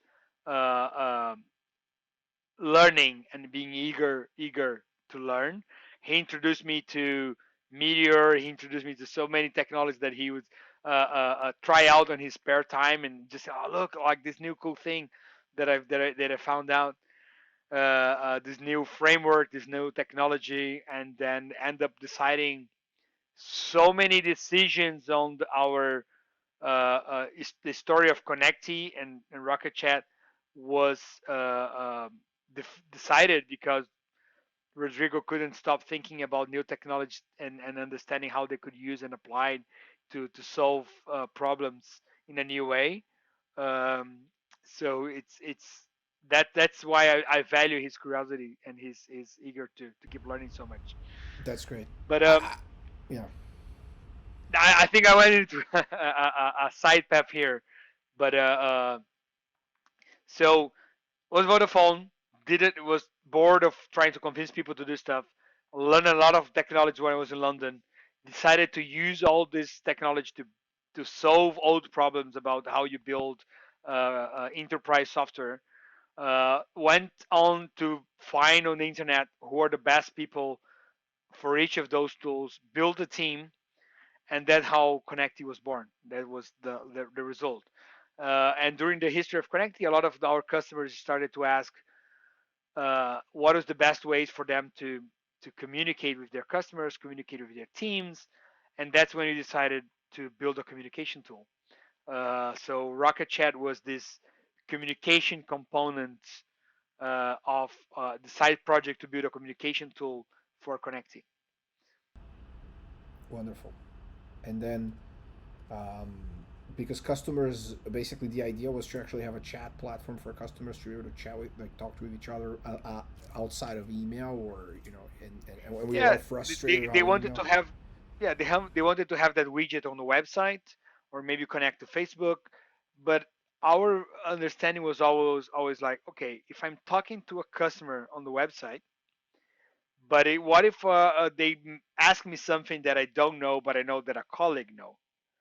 I'm gonna have to talk to a colleague, or maybe invite a colleague to the conversation so he can give the best answer to the customer. So we understood that we need to make a very good tool to communicate with my customer, but also at the same time a very good tool to communicate with my team. And all that we've seen on the market at that point was doing one or the other. You either had like Zopping or Olark or all this stuff, which is a good communication tool to talk to your customer, or you have Slack or HipChat. There was a good tool to communicate to your colleagues, to your team.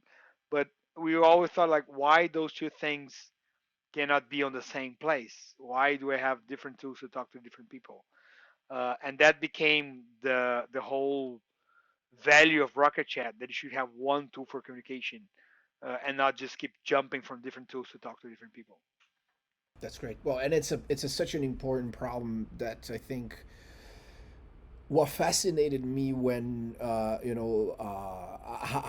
we ended up getting connected, right? Like I met Vanessa Larco, right? Like at NEA when she was still at Twilio. I was at SendGrid at a Bessemer event. That was an investor that we've had together.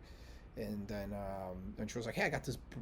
It's so interesting how I truly believe in like Carl Jung's like theory of like synchronicity, because the night that we had that she actually talked about us potentially coming in, to partner, and it was it was what I think Silicon Valley Bank was organizing this dinner in San Francisco, and it was for like the Latin Americans, like Latino stuff, and I hate that shit, like, because for me it's basically kind of like I never want to play the minority card. My card is a card of like I'm a good investor that provides great returns Yeah. for my LPs and finds badass founders, men and women, and that's it. Like it doesn't matter where I am from, what's my name, or all of that stuff. I really don't like any of that rhetoric. I think it's actually anti-American, in my opinion.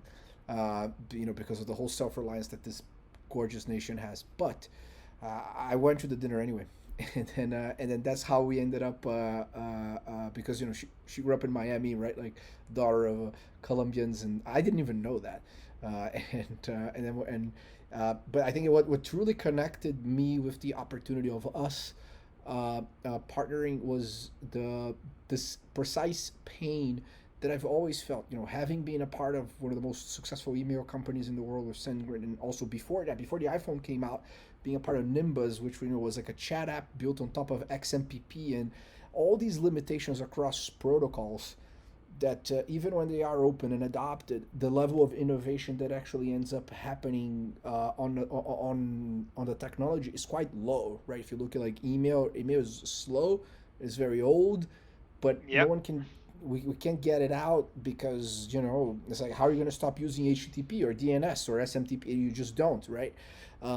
So companies like Superhuman, for instance, for email, right? They'll build this gorgeous looking design, and it's worth hundreds of millions, if not billions of dollars, by just improving the power of this protocol that flows everywhere. So when you presented this vision for omni-channel seamless communication across the board, where you become almost like the switcher, the router for inter-protocol communication, I was very impressed.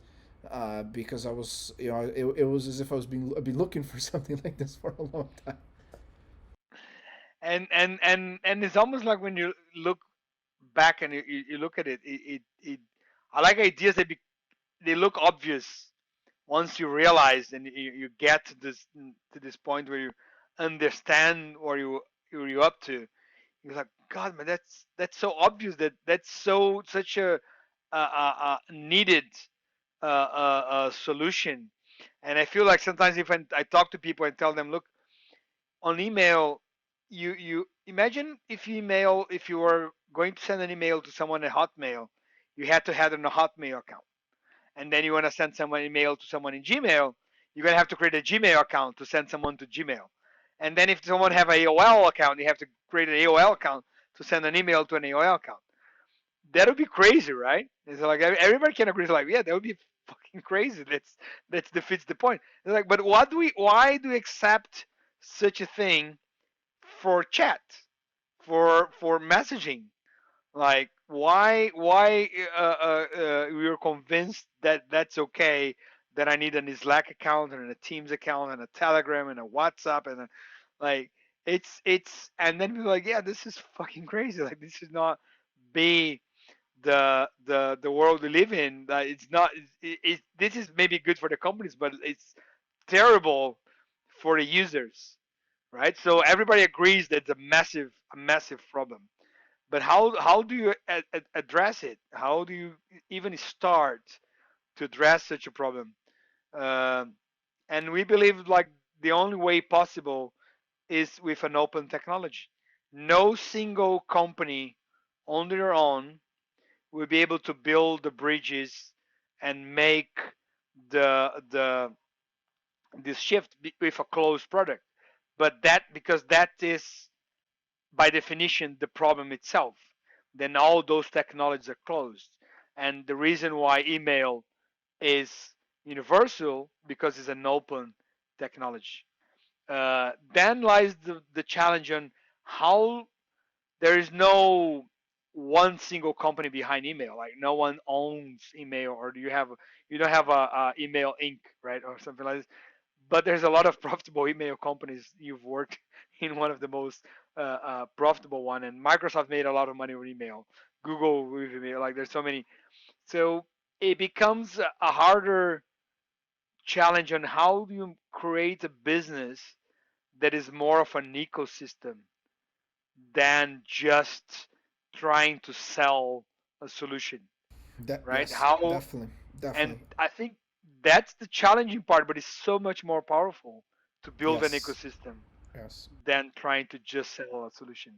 One, I love. I mean, that metaphor of open protocols. It reminds me of when I was still at Funders Club, and we were very early in crypto, right? We were seed investors in Coinbase. We invested in Chainalysis and Shapeshift and Ripio. This is 6 years ago, basically. Started working with crypto, and Bitcoin was $30. Ethereum was 15 cents, and it's fascinating just to see all the conversations right now about DeFi, and it was this relationship that I've had with email and with SMTP, plus understanding the nature of the Byzantine general's problem that made me realize I was like, holy shit, like crypto is by far as big, if not bigger, than the internet itself, because we've always needed some sort of like financial means of transacting and rewarding each other with some sort of like karma like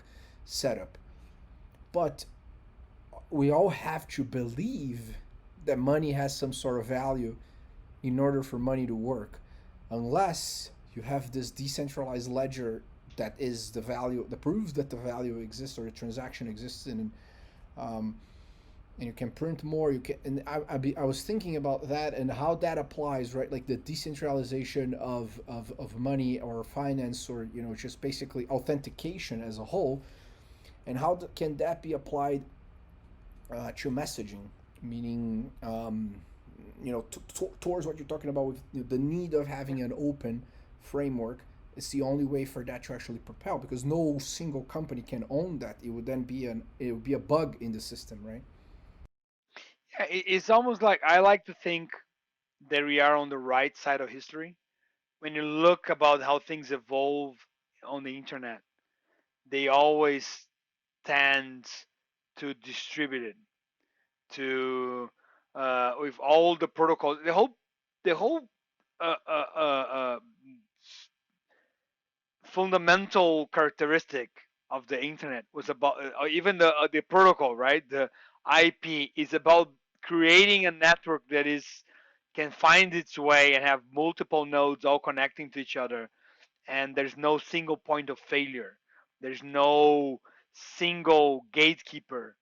So I think if that's the fundamental characteristic about the internet, how things are built, and then email becomes the same thing. About the websites are built on the same thing. It's like the raw routing mechanism, DNS. Everything is built to be distributed, to have multiple players and multiple no single point of failure. You have multiple nodes that serve the technology. Is only, and then I think there is a little bit of a pendulum that sometimes innovation those systems, and because there's so many people involved, maybe the innovation gets is becomes lower because there's so many moving parts. There's so many people using that. That's why email became a slow way to communicate, although it's digital, because it didn't evolve enough because there was no driver for innovation or someone leading it in a way that a startup can try different things, can change designs, can try out, and if it works, because email cannot be changed overnight. All the process of changing a protocol that is open is hard. So there is this gap where it looks like companies will take advantage of this gap, build proprietary solutions to those problems because they can try out fast and proliferate different solutions. And then eventually, the big arch of history will build the open version of that, and then become the standard and universalize that, become universal. Well, but how And I how think how can that actually happen in a practical way? Because, for instance, I've seen, right, like, I remember this company I saw at YC. I think Excel invested in them, called Station, and there are many others where just, oh, we'll figure this at the client. We'll figure this out at the client level. I'll give you a client that gives you then, almost like an iframe imagery reproduction of like your 10 chats. And then, all you get to do is then, instead of browsing different tabs or opening multiple apps, it's one app, but all the inboxes, like, they're just all separate, right? So that's one approach, and then you have the approach of like beautiful design, sophistication, keyboard shortcuts of superhuman. So it's like, oh, I'll make your just email better, or the mix max approach, or like things that would like be on your email, and then like your Gmail becomes this slow, almost like a Christmas tree with so many different. It's like it's this horrible thing. And I am a mix max paid customer as a superhuman, so this is not a criticism. I think that both of those companies are great, but my question to you though, as probably you think about this way more than I do. So, right, like, what is the like? Do you think that Rocket.Chat eventually is, that switcher, in order for you to actually first convert the protocols, right? So if you get, like, let's say SMTP, you can push out some sort of other protocol, and then over time, as you become the switcher, maybe there's this ability of having a different protocol that can be slowly, through open source, adopted by other people. Just like what would be the master plan, in your view, towards this sophisticated, unified way of of communicating?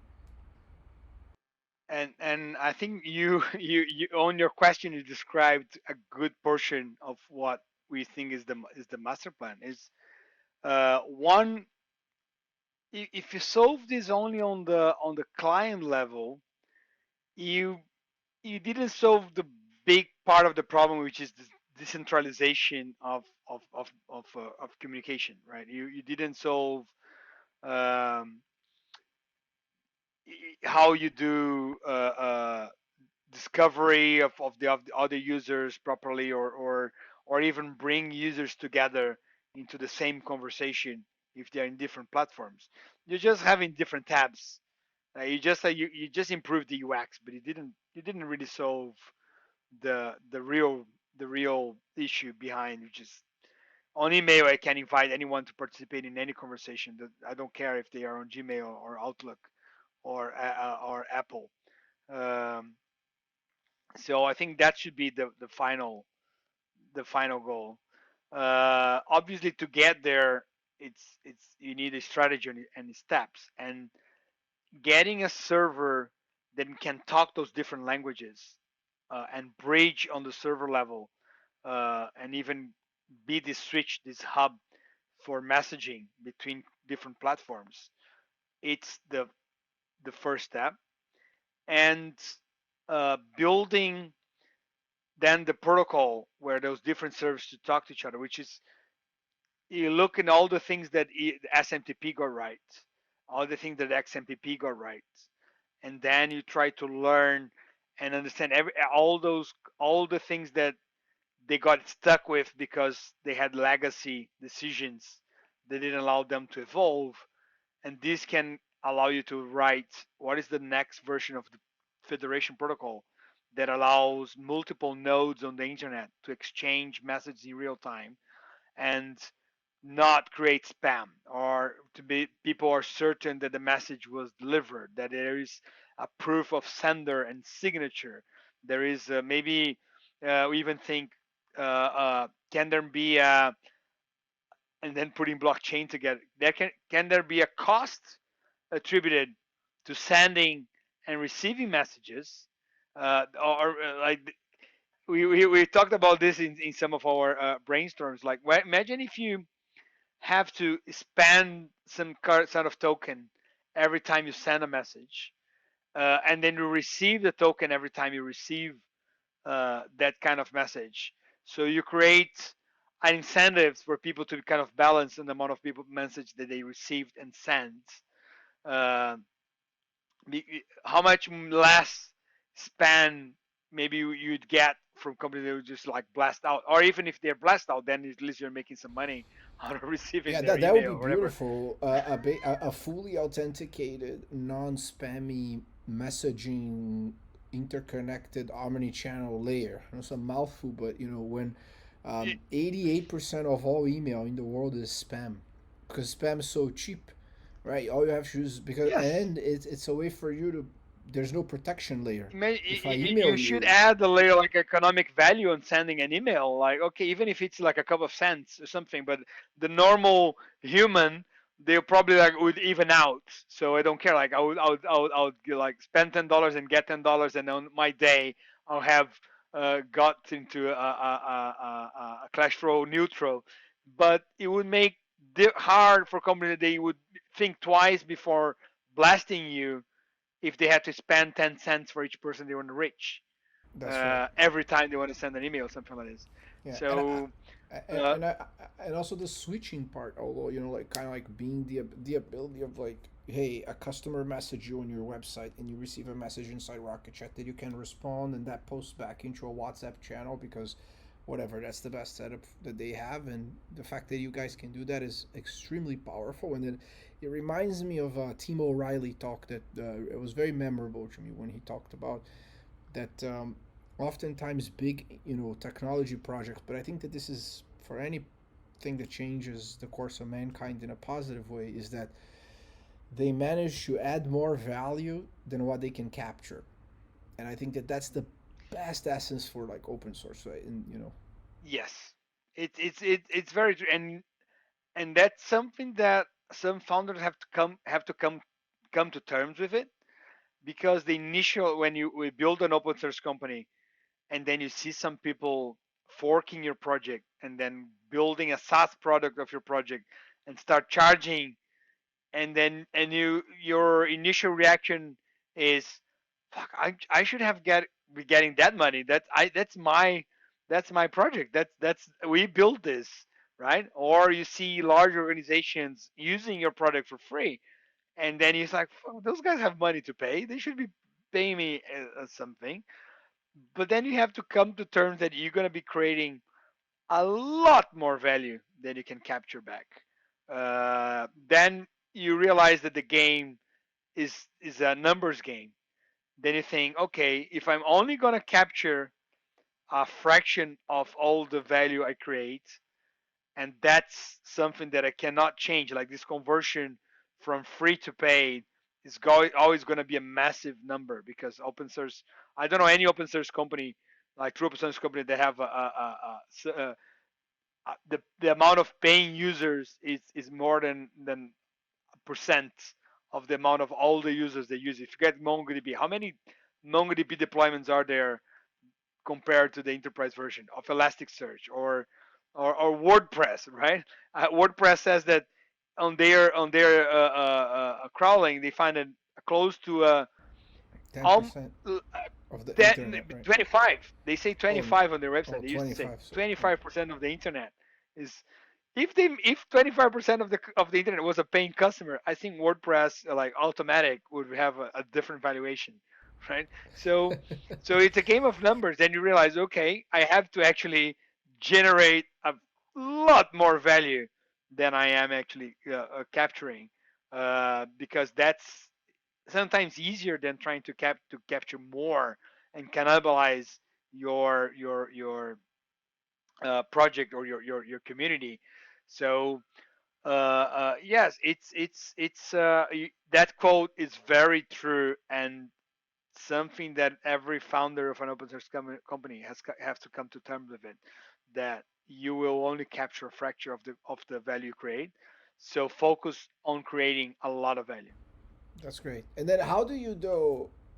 I love that, but ultimately, during many of our conversations, we've always talked about the fact that, hey, I think maybe Rocket Chat's biggest competitor isn't Slack or Microsoft Teams, because the what we It's do itself.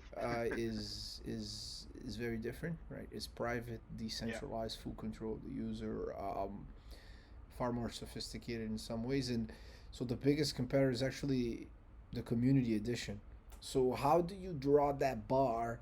And I suspect that it's a moving target across multiple features and levels of support, but where do you figure out the range of, like, all right, this is all open source and available, and happy to add more value than what we can capture here, but here I need to get paid, right?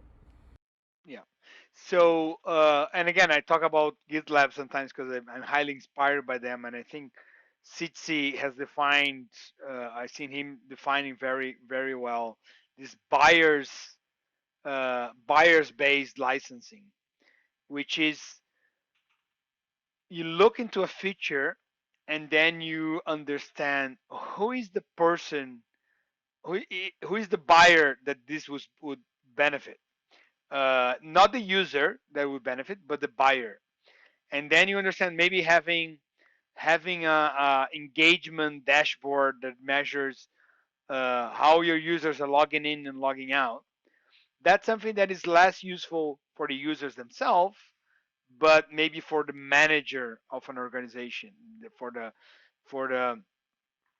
director, or like the high upper management. So that's the thing. Okay, this is a feature that the value is for the buyer or an organization. So I'll charge, try to make This is that great. feature an enterprise feature. You know that Uh, that mindset and that framework, funny enough that you've mentioned this, it's also what made me and the team when I was at FCVC, at Funders Club, write a check, the first check that invested in Pipefy.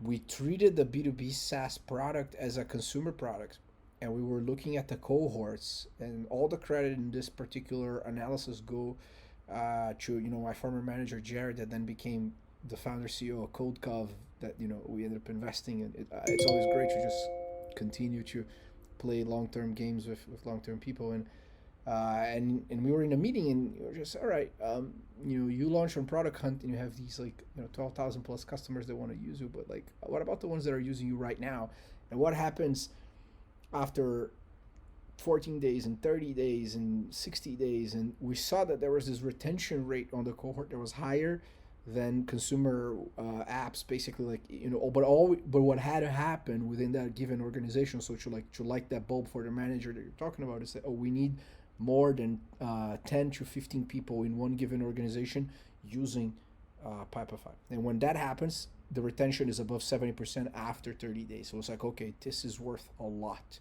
We should provide as much capital as possible to this company. So do you treat basically all the features and like the internal analytics of Rocket.Chat as a consumer product, and are you always looking this across the overall user base and the paid customers? Like, how does that work? yeah, that's actually right. Like the things that we understand will uh, get the users, the end users, like the time to value, and them to feel the aha moment when they talking to their colleagues, and they're able to connect the apps they want, and the enterprise software. That those are not the features they're going to be charging on. The enterprise version, like the where we see is when the team already got addictive to having the communication tool, is when the management and the large organization needs to start structuring the team, structuring, uh, um, getting reports and understanding what is going on. That's where there's the opportunity for the enterprise. That's when how we tackle. So it's, I think open source is the strongest product led growth. It's almost like open source is product led growth by nature in some ways, right? Because the product comes first, and you have to prove your value first.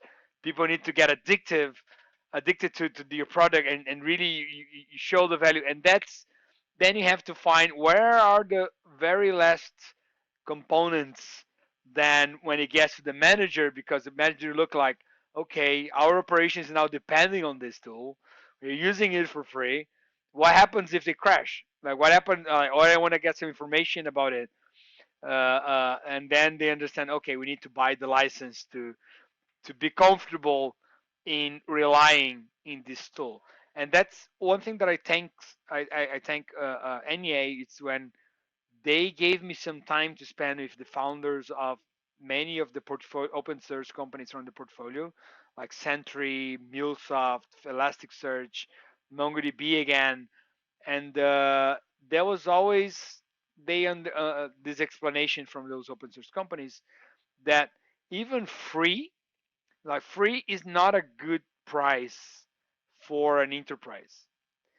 It's a good way to get in, but if you get too big, free might be a problem, because if you get too big inside a corporation, yeah, and you start relying on your tool, but they don't have any SLAs, they don't have anyone to call when the things go down. And if you get too big, it means that they are relying on this technology. They will want to pay someone something to know that that thing is working, and it will remain working.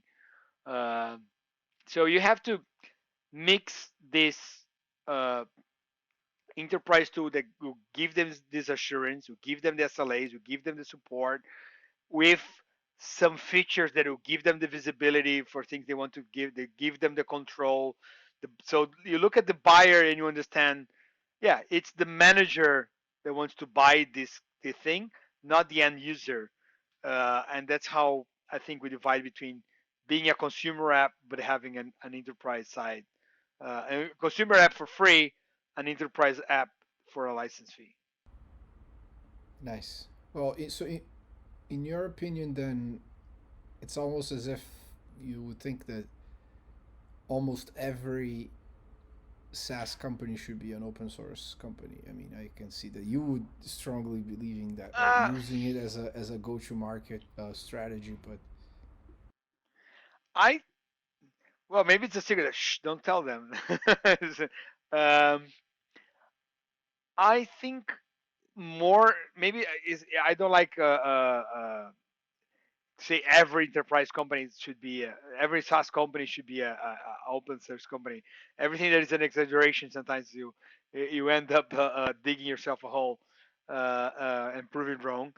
But I think there are many more enterprise companies, sorry, SaaS companies that would benefit from opening up their technology and getting more of an ecosystem, more of a collaboration from their own users into building that to and maybe becoming a standard and growing, creating a lot more value than they can imagine with that tool than they realize. And then sometimes you look some even some sim. And I think the proof for that is that sometimes there are some very simple, not so good open source project that become the standard for something just because they were the ones to open source, and sometimes become they end up becoming unicorns or like massive companies. And there were better alternatives, paid alternatives that didn't grow as fast because they were focused on trying to make everyone a paying customer and becoming a SaaS. like WordPress. If you look at the code base on WordPress, if you even in the early days, that's that was not like a good example, if you would say, of a very thought through, good engineering and architecture and so on. But it was the open thing out there. It was the people could use for free, and there was engagement and caused the community, and end up getting to the size it is. But there was definitely like better proprietary alternatives.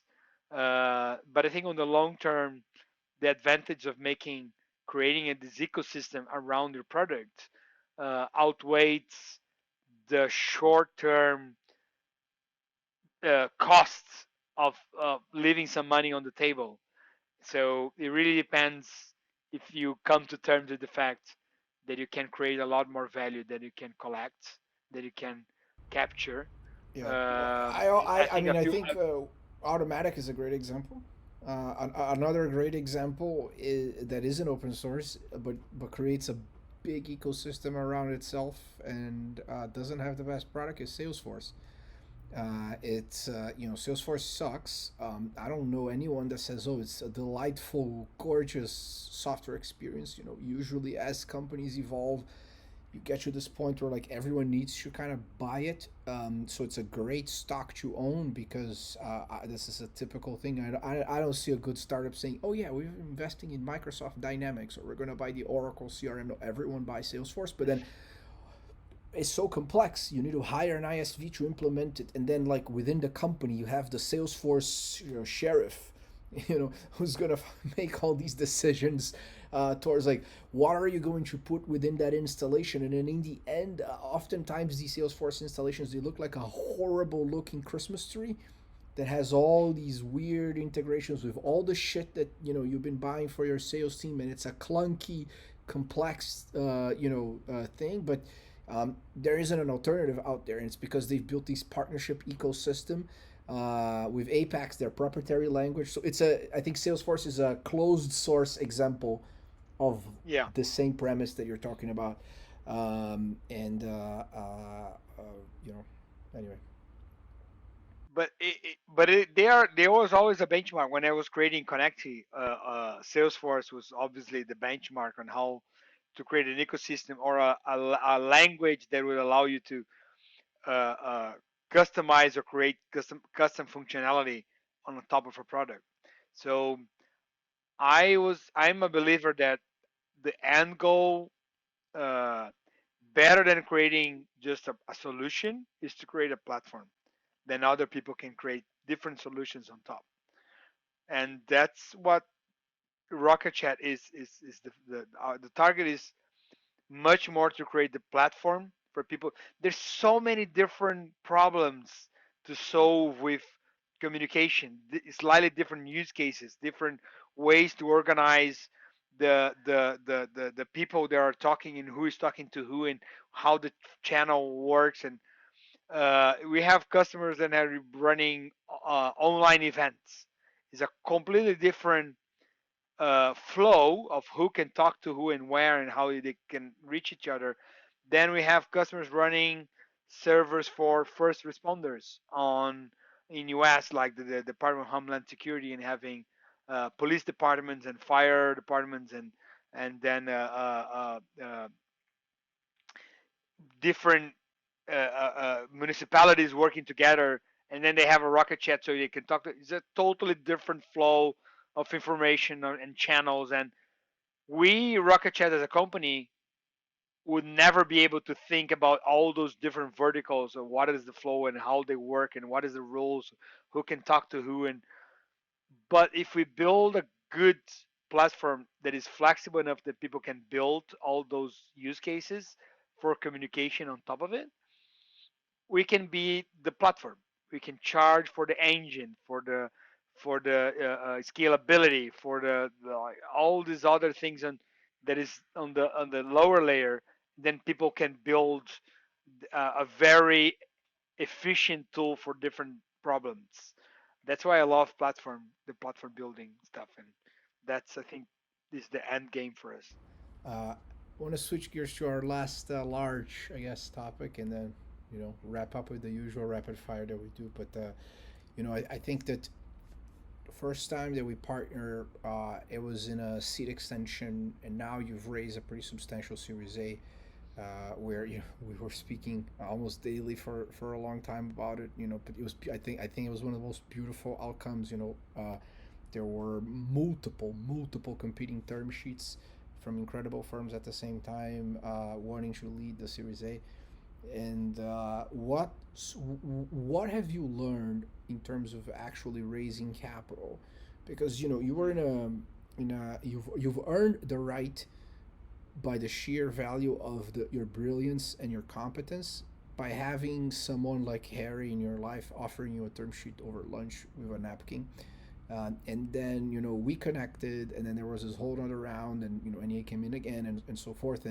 Uh, um, and then I feel like this Series A was the first one where uh, it took more work, right? Like just Yes. and more preparation. It wasn't as I think everyone involved was very nice and friendly, but it was a completely different vibe than the other rounds. So, um, what changed for you? What have you learned?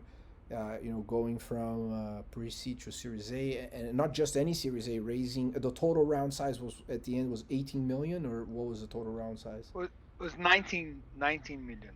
19 million. The Like so, yeah. What yeah. what have you learned? By raising a 19 million dollar Series A with multiple competing term sheets. It's yeah, there a lot. And one thing was this even the dynamics of putting things together and getting the even like the timing. What I've learned a lot, and even I think a lot from you as well, was that first we should start with the funds that we have to try to be ready to do all the presentations and all those things in a short period, because if you excite people enough that they want to invest, you want to keep a momentum. And if you try to do this over a long period, obviously the first people you lose their momentum. So there was we went a little bit through this where some of the first investors that we talked about that we wanted got engaged very early on, but we didn't feel comfortable enough to give them a final word before we could hear from everybody else and understand what else was available to us. So trying to build maybe all the data room and presentation and everything, get that ready so you can comprise all the presentations and talk on a short period of time, so you can keep the momentum with everybody you like, and everybody you talk to. It's a very valuable learning. And another one was that sometimes founders will underestimate their their power, but like their leverage, right? And because we are doing this. Most of founders are gonna be they're gonna be doing their Series A for the first time. I think obviously there's like serial founders. They're going to be like maybe the second, third time, and that's going to be a completely different conversation.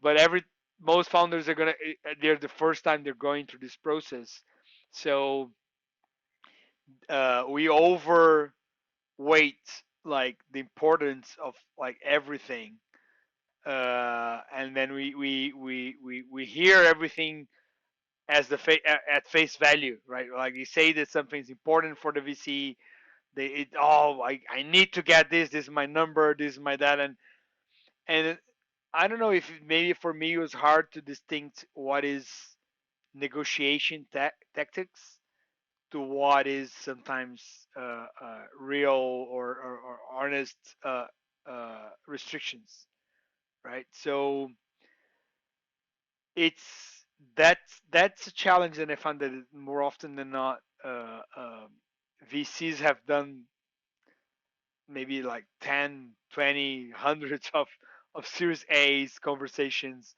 They will uh, they are trying to negotiate it and doing the best, to get to that point, their position. But a lot of times, I think the founder doesn't realize that they have more leverage than they they they think they do. Yes. Well, in Uh, the end, you're the customer, right? So I think it's funny. I mean, you've touched on a few points that are very important here. So number one is the importance of having a well balanced funnel and yes, thinking about you have to stages. treat it as a sales pipeline and build a list. You start with the sometimes you start with the VCs that you don't think are the best fit, or because you need to get your pitch right, you need to learn with the questions. So you start with the things that have a lower probability for having a end results, and then you build up your strength and your skills as you go through. Then you leave the guys you really like for later.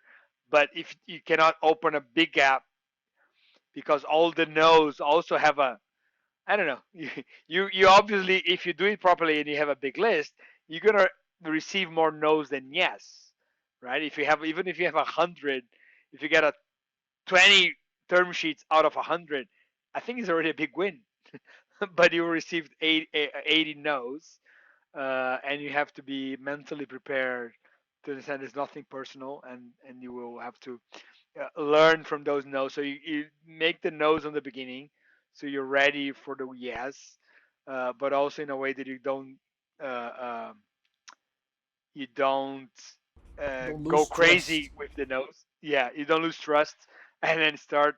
So it's a interesting dance, and planning helps a lot. So that's something that I learned for you. Like, build a pipeline, plan the sequence right, try to concentrate them all in a short period of time, so you can have your high energy and high spirit at that point, and the negotiations would not. You're not going to have to stretch negotiations because you're waiting for answers from someone else. You create the FOMO, which works in humans in everywhere. We bloody humans works in the fear of missing out is universal. But don't be cocky, and don't try to because investors are a clever bunch. Like, if you are, don't BS, don't lie, don't try to pretend that you're more than you are. But you can build a true fear of missing out if you're saying, like, I'm actually talking to 100 thing. I actually have like different term sheets. I lying is the worst case. That's gonna put you on the path that you don't want to be. Like, that, I think, is the Oh yeah, worst. it will come bite I you in the always ass, and you can be unmasked very fast because oftentimes people work together. For me at least. There are back channels that you don't even know about.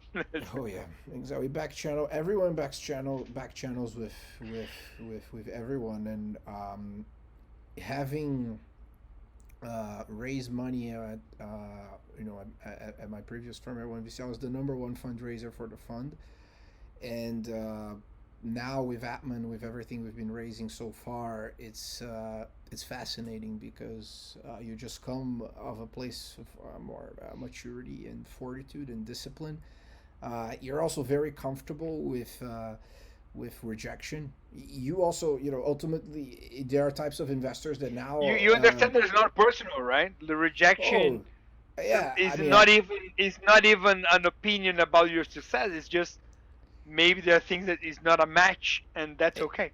yes. The only thing that I think is important is just reject me fast, so I just don't waste my time and your time. I used to think that I try to be as sophisticated and as thoughtful as possible on the nose because we are always saying 99% of the time we're saying no's. I don't care if I get I all I want is an answer. What I think annoys me within the process is when you don't get an answer. That's the only situation where it becomes very difficult because it's mysterious for everyone. But if you just get a fast no, then it's I think it's totally acceptable. The other aspect of fundraising, aside from starting from the top, disciplined funnel, right? You said here, don't overthink about the importance of everything. You know, sometimes you don't even know what's happening on the other side. Why you're being rejected? Be very, very prepared and plan ahead is important. And then, but I think learning how to enjoy the process as well and enjoy the journey versus feeling like, oh, this is a painful thing or a distraction. It's actually one of the most important parts of the game. About Um, everything, right? I'm even finding this about uh, ho- growing the company. There's so many more conflicts and stuff that I have to solve. In the beginning, like would get me deep into like, fuck, what is this new kind of problem that we're having? Like politician. But if you understand, okay, and if you start to learn how to enjoy that part and uh, uh, how to learn from it and grow from it, everything gets a lot easier. If you turn something into a game, I think that's the key point. If it, in a good sense of a game, like if you turn something into a growing experience, then you're gonna learn from it. You're gonna try assumptions. Everything gets easier. So and fundraising is not not different. that's right. That's right. The best metaphor that I would say, how does it feel? You know, with it's I mean, the biggest it was ever 42 million a year and a half, basically. It wasn't by myself, right? Like I had other partners at the firm, but having raised most of it is for at least for the core fund. The way it feels is that it's like you're chewing glass for breakfast, and as the glass perforate your gums and you taste your own blood in the morning, you smile. But you learn that in the end, you're smiling still. It might not be a little that pleasant in the beginning, but you kind of get over it, you know. Uh, Very good. Yeah, so rapid fire questions basically. So we wrap it up. It's been Go for it. almost 2.5 hours. Oh, that's crazy. What is in your opinion, Gabriel, an ideal morning routine that kind of sets your day up for success? In theory, when I do exercise, but I can but what really puts me in a good mood is like when my kids come to my bed and jump over me and we, and then I look around and have my daughter and my kid, my son and my wife and everybody waking up together and one pushing the other to the side. That's usually a good morning routine that puts me in a good mood. That's great. What is something that you've started doing recently that significantly improves your life? Could be something you bought or a new habit that you took. um, I was in theory, I bought some workout routines, but I cannot state their results because so far it's just like oh intermediate fasting. That gave me some real results. And stopped drinking coffee, which we were talking about this earlier.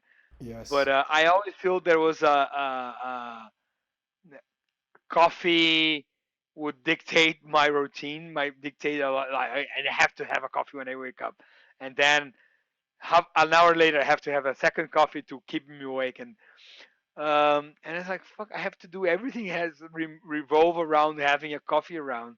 What if I stop? So I've tried to do a cold turkey.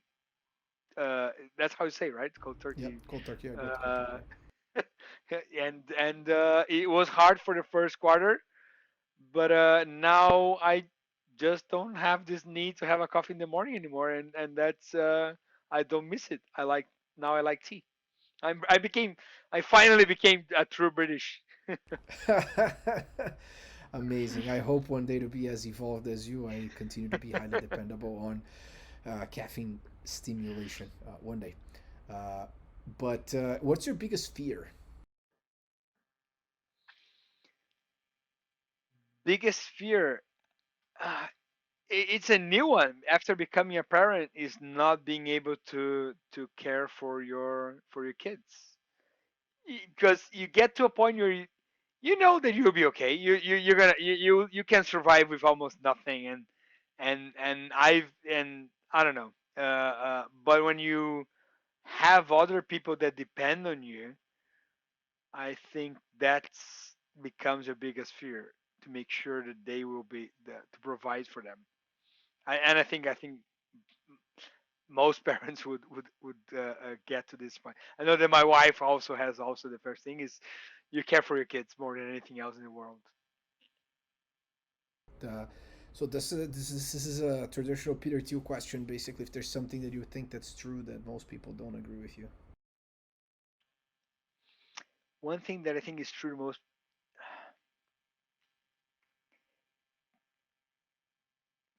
well, one thing is easy. Most people in this world are pretty religious, Oh yeah, and I, for one, so most people don't would not agree with me. I don't think there's much after these lives, and I don't think it's much beyond what we see here. And I don't define material world in a very limited sense. I think we have definitely proof of things that are immaterial, like consciousness, and relationships, and those stuff. There's more to do with the world than that we don't know. But I definitely don't believe in like higher minds or powers reaching setting up rules or having expectations of us. So one thing that I believe is that that's all that is that we're living now, and that we should make the most of it. And then we, uh, a- if you look on the way we evolve and the things that give us pleasure and make us feel fulfilled, it's about how we relate to people and the connections we have. We are the type of being that needs to be connected. And I think that's very scientific, that's very physical, that's very provable. And so I've kind of have this. Some people look at me and say, "Oh, you are a little bit religious," but no, I think it's very scientific. I think there's a very, it's very true about the nature of the human beings, how we evolve to be into being social and collaborative beings. We are. How can anyone expect the type of monkeys that we are, very weak, very not muscular, very uh, and dominate the world if it was not for collaboration and collaboration comes from the sense of being. So I think it's very natural. We so I don't believe in supernatural, but at the same time believe that belonging and relating to people it's the most important thing you can have. yeah. You are the most spiritualized atheist I have ever met. Just so I for heard that. the record. I heard that before, and Yes. I'll take that as a honor, badge of honor. That's great. That's a perfectly fine answer, and we'll stop there. Otherwise, we'll be here for another 4 or 5 hours. But and then the last thing is just is there a company, right, that you wish that you have founded, either that has been founded before or something that if you were not working on Rocket.Chat, you're like, huh, I think I'd like to sell coconuts in a beach in Thailand or something like that. Uh, I think a company that I admire and I like what they're doing is, and I mentioned a few times here, and I have a profound admiration for Tsitsi from GitLab. I think what they're doing is enabling the digital world in some cool ways, and I think the way he's doing is admirable. And I've yeah, it's I think my benchmark for a lot of things that I do. Um, and I've missed a person that has passed away recently, which I was totally I didn't never met in person, but it touched me. Was Tony Shea. I think like his book about like the delivering happiness was my first, very first audiobook.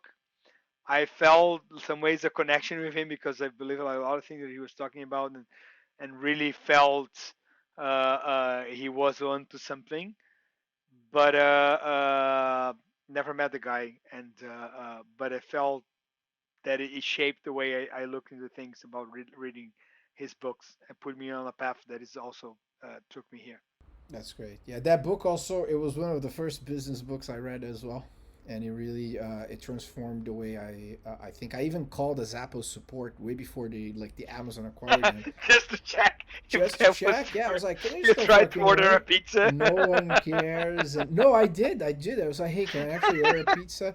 I love traffic directions. Can you help me out with this? And they were super nice about it and Wow. laughing. And they're like, oh, you're not the first. That was something that I would be curious about. How many people did that? Like, it would be interesting to measure the number of calls to the Zappos customer support after the release of the book, because so many people are like, really? Okay, I'm gonna try that out. Like, I can imagine at least a couple of thousand people might have had that idea and do that. I was Yeah. living in London, so I didn't try to do that. Yeah, I always appreciate good tactical diligence, I guess. But the and I had the opportunity to meet him a couple of times at South by, which was an event that he usually frequented. And when I heard about the story, I was profoundly sad. I wasn't close to him, but I interacted with him socially a few times, and he was a very shy guy. It was so interesting because there was this whole creative Burning Man, crazy psychedelics, type towards him, to him. This whole side, whereas also like he also had that like strong, shy Asian immigrant type of like a vibe. It was interesting how that it was a combination. And the more that you read about it, I think the Wall Street Journal did a great work on covering the Mm. whole situation. You see how sad this whole thing was, because ultimately he was just surrounding himself with terrible people. And that's And when you realize like the whole thing about money doesn't bring you everything, and maybe the ultimate it shouldn't be like the financial value. Like he had all the financial success you could expect for, and then still like something else was missing, and he went array because of that. So it's a trick situation. You have to find your north star and have like hold on to the values from that brought you there. I remember we talking about the whole thing because when it happened, I think we met a few times and talk about this. It's a eye opening event, right? In the sense, someone that had so much success still wasn't fulfilled and was could lead to him to that path. yeah, well, I think we can add on that note, just like we can continue be playing our We game of. let's try to find a more positive note. One last positive note. No, it is a Because we positive one, because in the end, right? Like how many times you talked yes, about the importance of your family and your kids, and the fact that's like we're here playing that's long true. term games, sharing the same values and principles, and then money is just as like other consequence, right? It's not about that, and not everyone plays it Most that way. definitely. But so I actually see it as a very positive note, and in the end, Indeed, indeed, indeed. I think I'm so glad like I met you and then so I'm so glad I met other people along this journey. Even the guys like Sitsi from GitLab that didn't work out. Even the guys who were present only for a short period of time, like Harry, and I learned so much of him.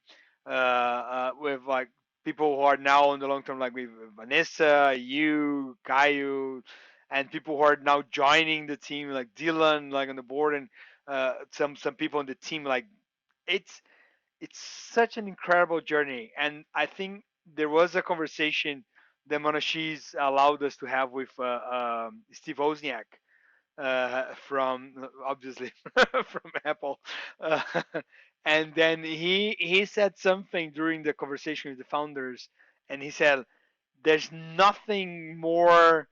adventurous and challenging and fun than starting than a startup, than being part of a startup. Uh, and that was I wrote his quote and he was said that, and then I told Kai from she's like, this is an amazing quote, and it's like someone should turn this into a t-shirt. But it almost like glues together what Sitsa said about maximize for interestingness.